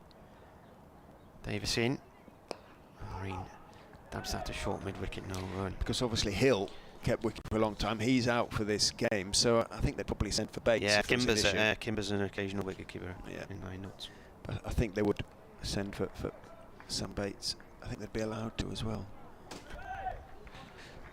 I don't know if you saw those skills there, but I've just got that teacup into the bin, one throw underarm. About 10 feet away. 2 balls left of the over, here on the BBC. That's one of them, playing a miss from Rain outside the off stump. Yeah, Screen Man's had enough, he's going home, look. It's a completely different game, isn't it, when Bedingham's not on strike? Yes. First 2 balls of the over, 4 and 3. Bedingham was then off strike, and it's been 3 dot balls, and Rain has struggled to lay bat on ball. Not blaming Rain, because Bedingham is singing it so well. Davis to Rain. Oh, I thought he might have just edged that for a moment there. He's played and missed at it. That left him outside the off stump. Through to the keeper it went. So swung quite a long way in the end, that one. The thing is, Bedingham's had his eye in, and he's been out there in the middle in that light, whereas Rain's just come out from the pavilion. Yeah, the lights are on. It's the end of the day. Overcast. The ball's zipping around again. Absolutely. Having a word with each other. I would imagine Rainey will be saying something along the lines, I'll try and keep you on strike. I'm 180 out of 226 balls. He checks his guard, David Bedingham, with umpire O'Shaughnessy. 6 overs to go. Ed Barnes, almost at the stage where you give Bedingham 1, don't you, really? But try and get Rain back down on strike. Barnes is in from the Lumley end and bowls. Bedingham just plays it firmly out towards a deep-ish mid-on.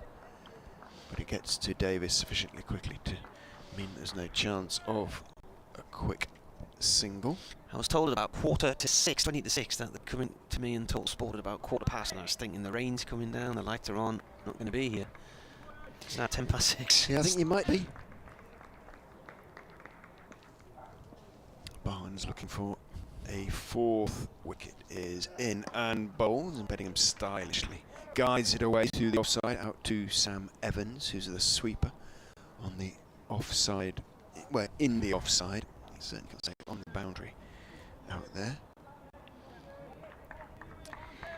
Needs a 5 for a first-class career best. Barnes, he took a 4 for 61 at Hampshire at the start of last season.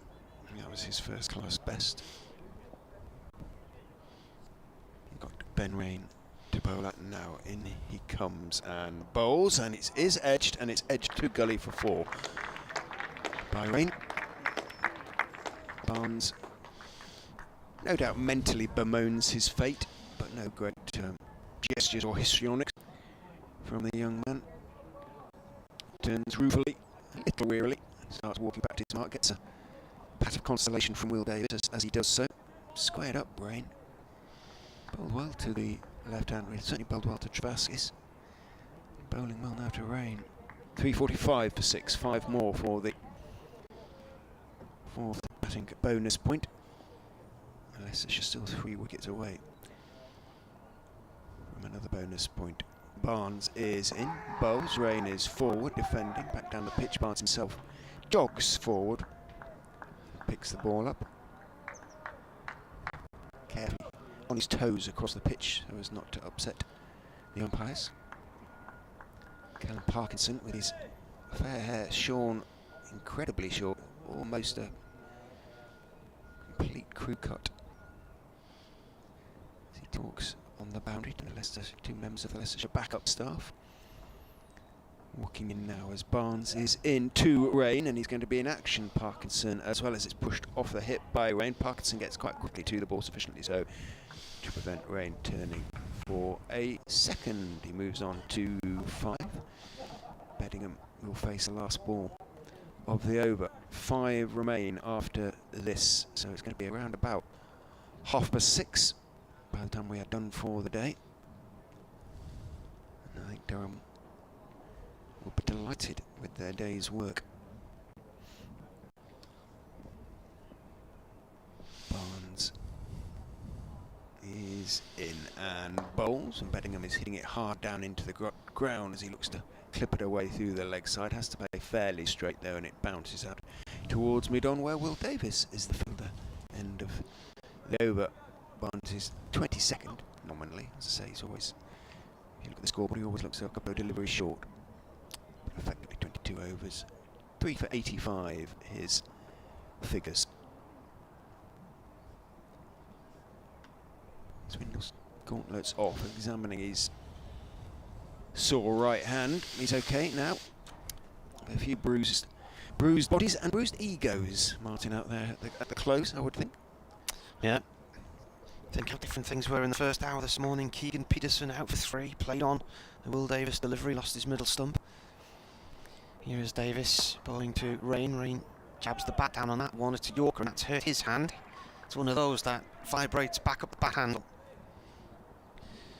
They lost Michael Jones for 5. He didn't offer a shot to a Chris Wright delivery. He left his bat way out of the road, pulled it up above his head, and it thudded into a pad. And then Scott Borthwick was out there for 27 balls, I think it was, for 2. Durham in a pickle then, and then David Bedingham came in and everything changed. Partnership of 231 with Sean Dixon for the 4th wicket. Rain faces Davis, and through to the keeper it goes low. He takes it down on one knee. Dixon making 120, his best score for Durham in first class cricket. Eckersley then came in and made 12, Travaskis 2, but Bedingham batted on and on and on. He has now faced, he's at the non-striker's end, but he has now faced 229 balls for 181 runs. Fractionally better than his score at Notts last year in the first game where he made 180. Not out. That was in the second innings of that first match. Rain plays this towards point, having scored 58 in the first innings, and then just a few weeks later he got more than 300 in a game against Derbyshire, the first Durham player to do that in a match. 310 in that game.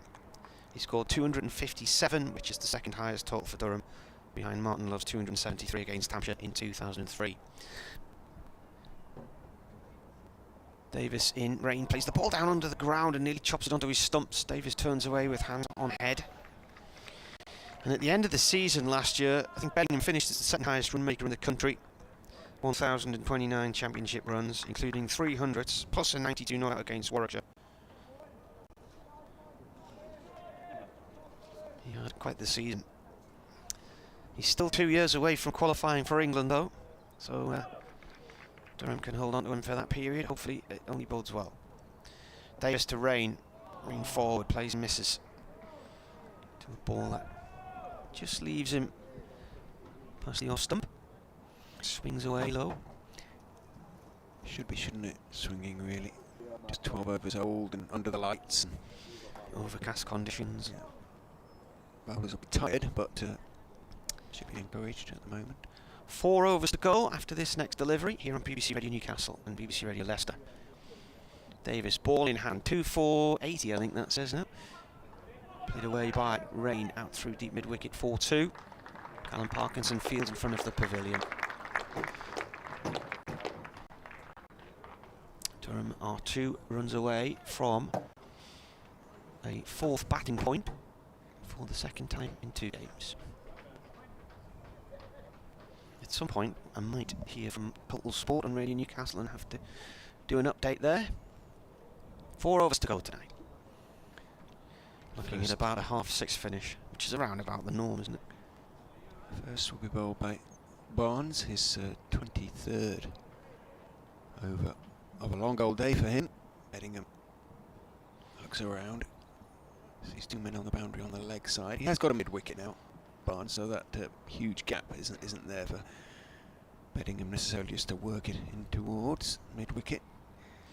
Barnes is in and bowls. Bedingham is forward in respectful defence, pushing the ball off stump out towards Ben Mike, who's in the covers,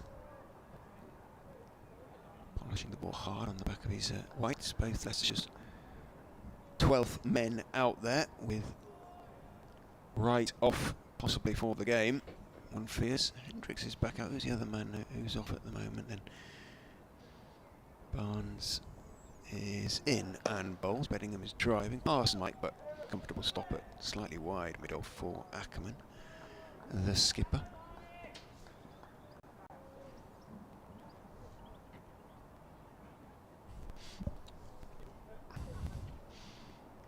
That's there. Evans is there.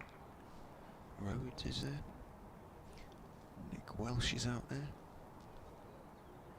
Swindles is obviously out there. I think somebody else has bombed up the M1 this afternoon. Kimber. In goes Barnes and bowls. Bedingham is turning that one towards mid-wicket. A good tumbling stop there. Means he doesn't pick up one. 8 for 6 remains the score. George Rhodes, that was. Now Kimber's at backward point.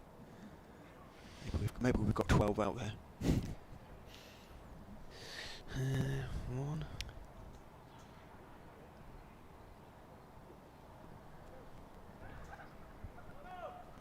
There's 11 and I can see. I was joking about that. Yeah, but I know, but I could only see 10 for a while after he said that, because one of the fielders was standing next to a white sign with white tarpaulin behind him and white seats in the stand, and his head, where his cap is, was in line with the black part of the steps going up the stand, so it didn't look like there was anybody out there. That delivery was solidly defended by Bedingham, who, after that little flurry of scoring, that burst, if you like, looks a bit weary again now. Barnes is in to him. He's driving thick inside part of the bat as it comes back, and he has to check the shot. He just looks at the bat blade briefly and walks very slowly towards short leg. Who can blame him? He remains 181, 348 for 6. Could be a maiden over. We've seen once or twice today. Leicestershire bowled 4 or 5 good deliveries and then one that gets put away. See if Barnes can put together a solid maiden.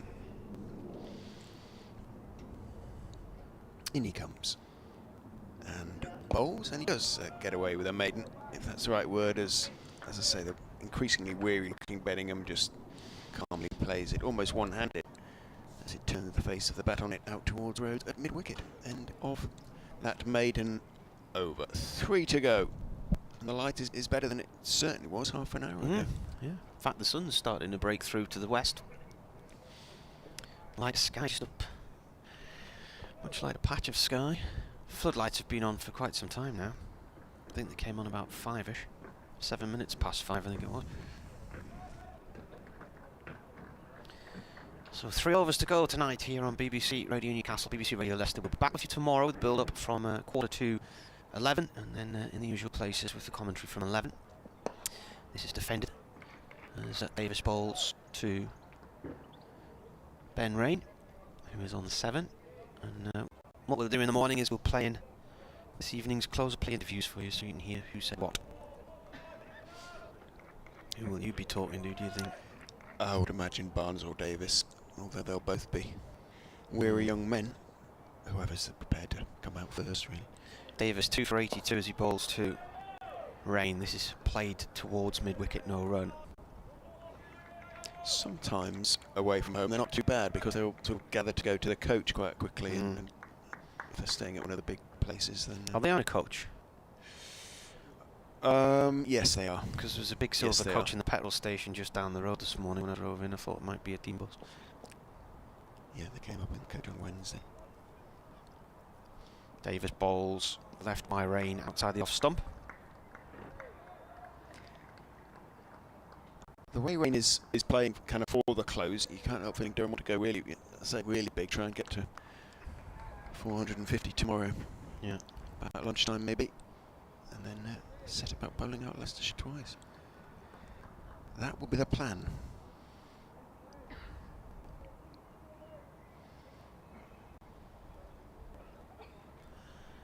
Three dot balls so far, and then that's flicked beautifully by Rain through mid-wicket, wide of mid-on for 4, and that brings up the 4th batting point for Durham, 352 for 6 in the 94th over, I think it is. Smills has called for a helmet. the back, and Rain has started to bat outside his crease then. That was a nice shot, that. Was. Davis again comes in and bowls, and that's cut into the covers by Rain, no run there.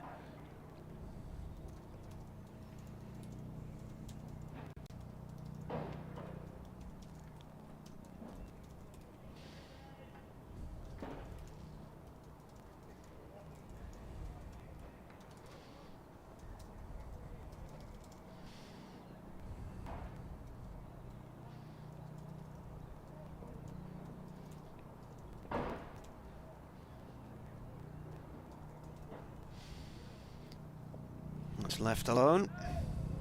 There goes the Leicestershire coach getting into position, being driven round the back. That sounds like the air ambulance or the police helicopter. I would probably be more inclined to say air ambulance. Yeah, that was the coach I saw this morning.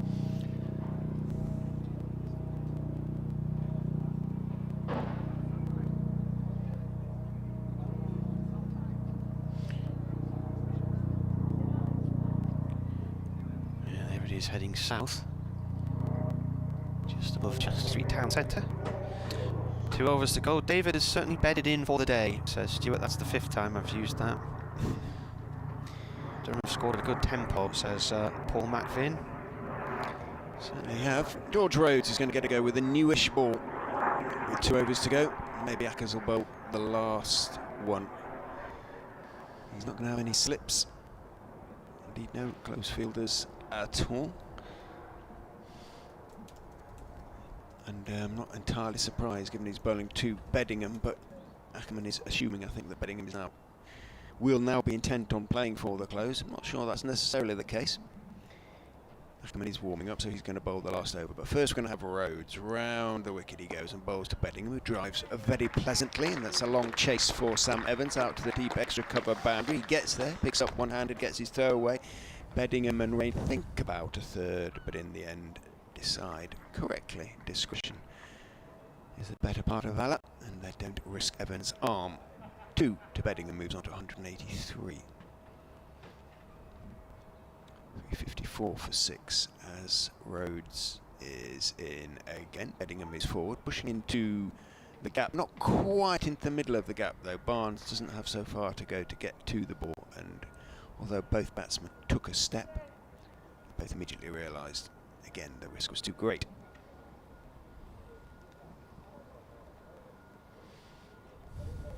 Couple of steps for Rhodes, and he is in, turned calmly away through mid-wicket by Bedingham, out to deep mid-wicket, and the single is taken. Welsh it is out there, got through a fair bit of running, as all the outfielders have.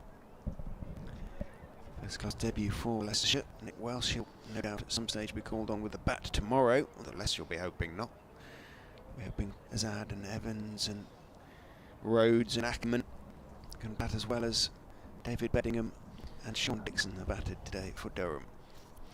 Staying round the wicket, Rhodes to the left-handed Rain, who is playing firmly out towards mid-wicket. Bit of ground for Kimber to make to his left. He does so, kind of lopes around Kimber, and then with his long arms reaches down and picks up. Rain takes the single, moves on to 12. Tim Singleton says, great stuff all round today. I do love the county championship. There'll be an update coming shortly for Radio Newcastle in Total Sport. Hopefully get this delivery from Rhodes in. He is in, and Bedingham just waits for it, turns it out to Azad, who's in there at that shortish mid-wicket position. One more from Rhodes, and his work for the day in terms of bowling will be done. He's only bowled 4 overs, none for 14 at the moment. Bowls, forward goes Bedingham, back down the pitch it goes on the offside, and that indeed is over. 95 overs have been bowled, 356 for 6. Bedingham 184. Durham fan Lydia says she's off to Bongo's Bingo. No, really I am. And I've asked, is this a new book in the offing? She said, ask me at 11 p.m. Just reading her latest book, Above Us the Stars, which was about her uncle during the Second World War. He was in a bomber crew.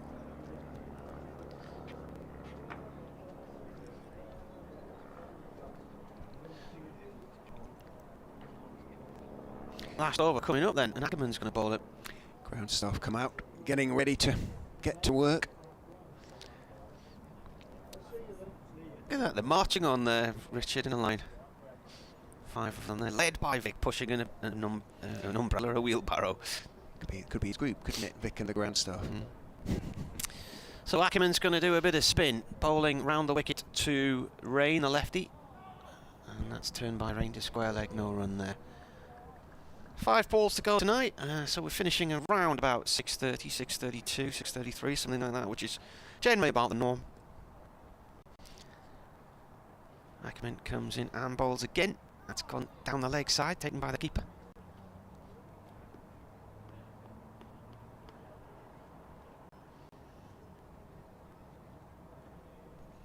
Four balls left. 2 dot balls to start the over. Ackerman to Rain again. This is defended by Rain. If there were to be a wicket, the over would end instantly. They wouldn't get the next batsman out. So 3 balls effectively to see off tonight now for Ben Rain. This is turned towards mid-wicket, no run there. Mark McKenna's taking a photograph of the air ambulance. He said, an update, the air ambulance is now south of Durham. Heading back to its base in Teesside, probably.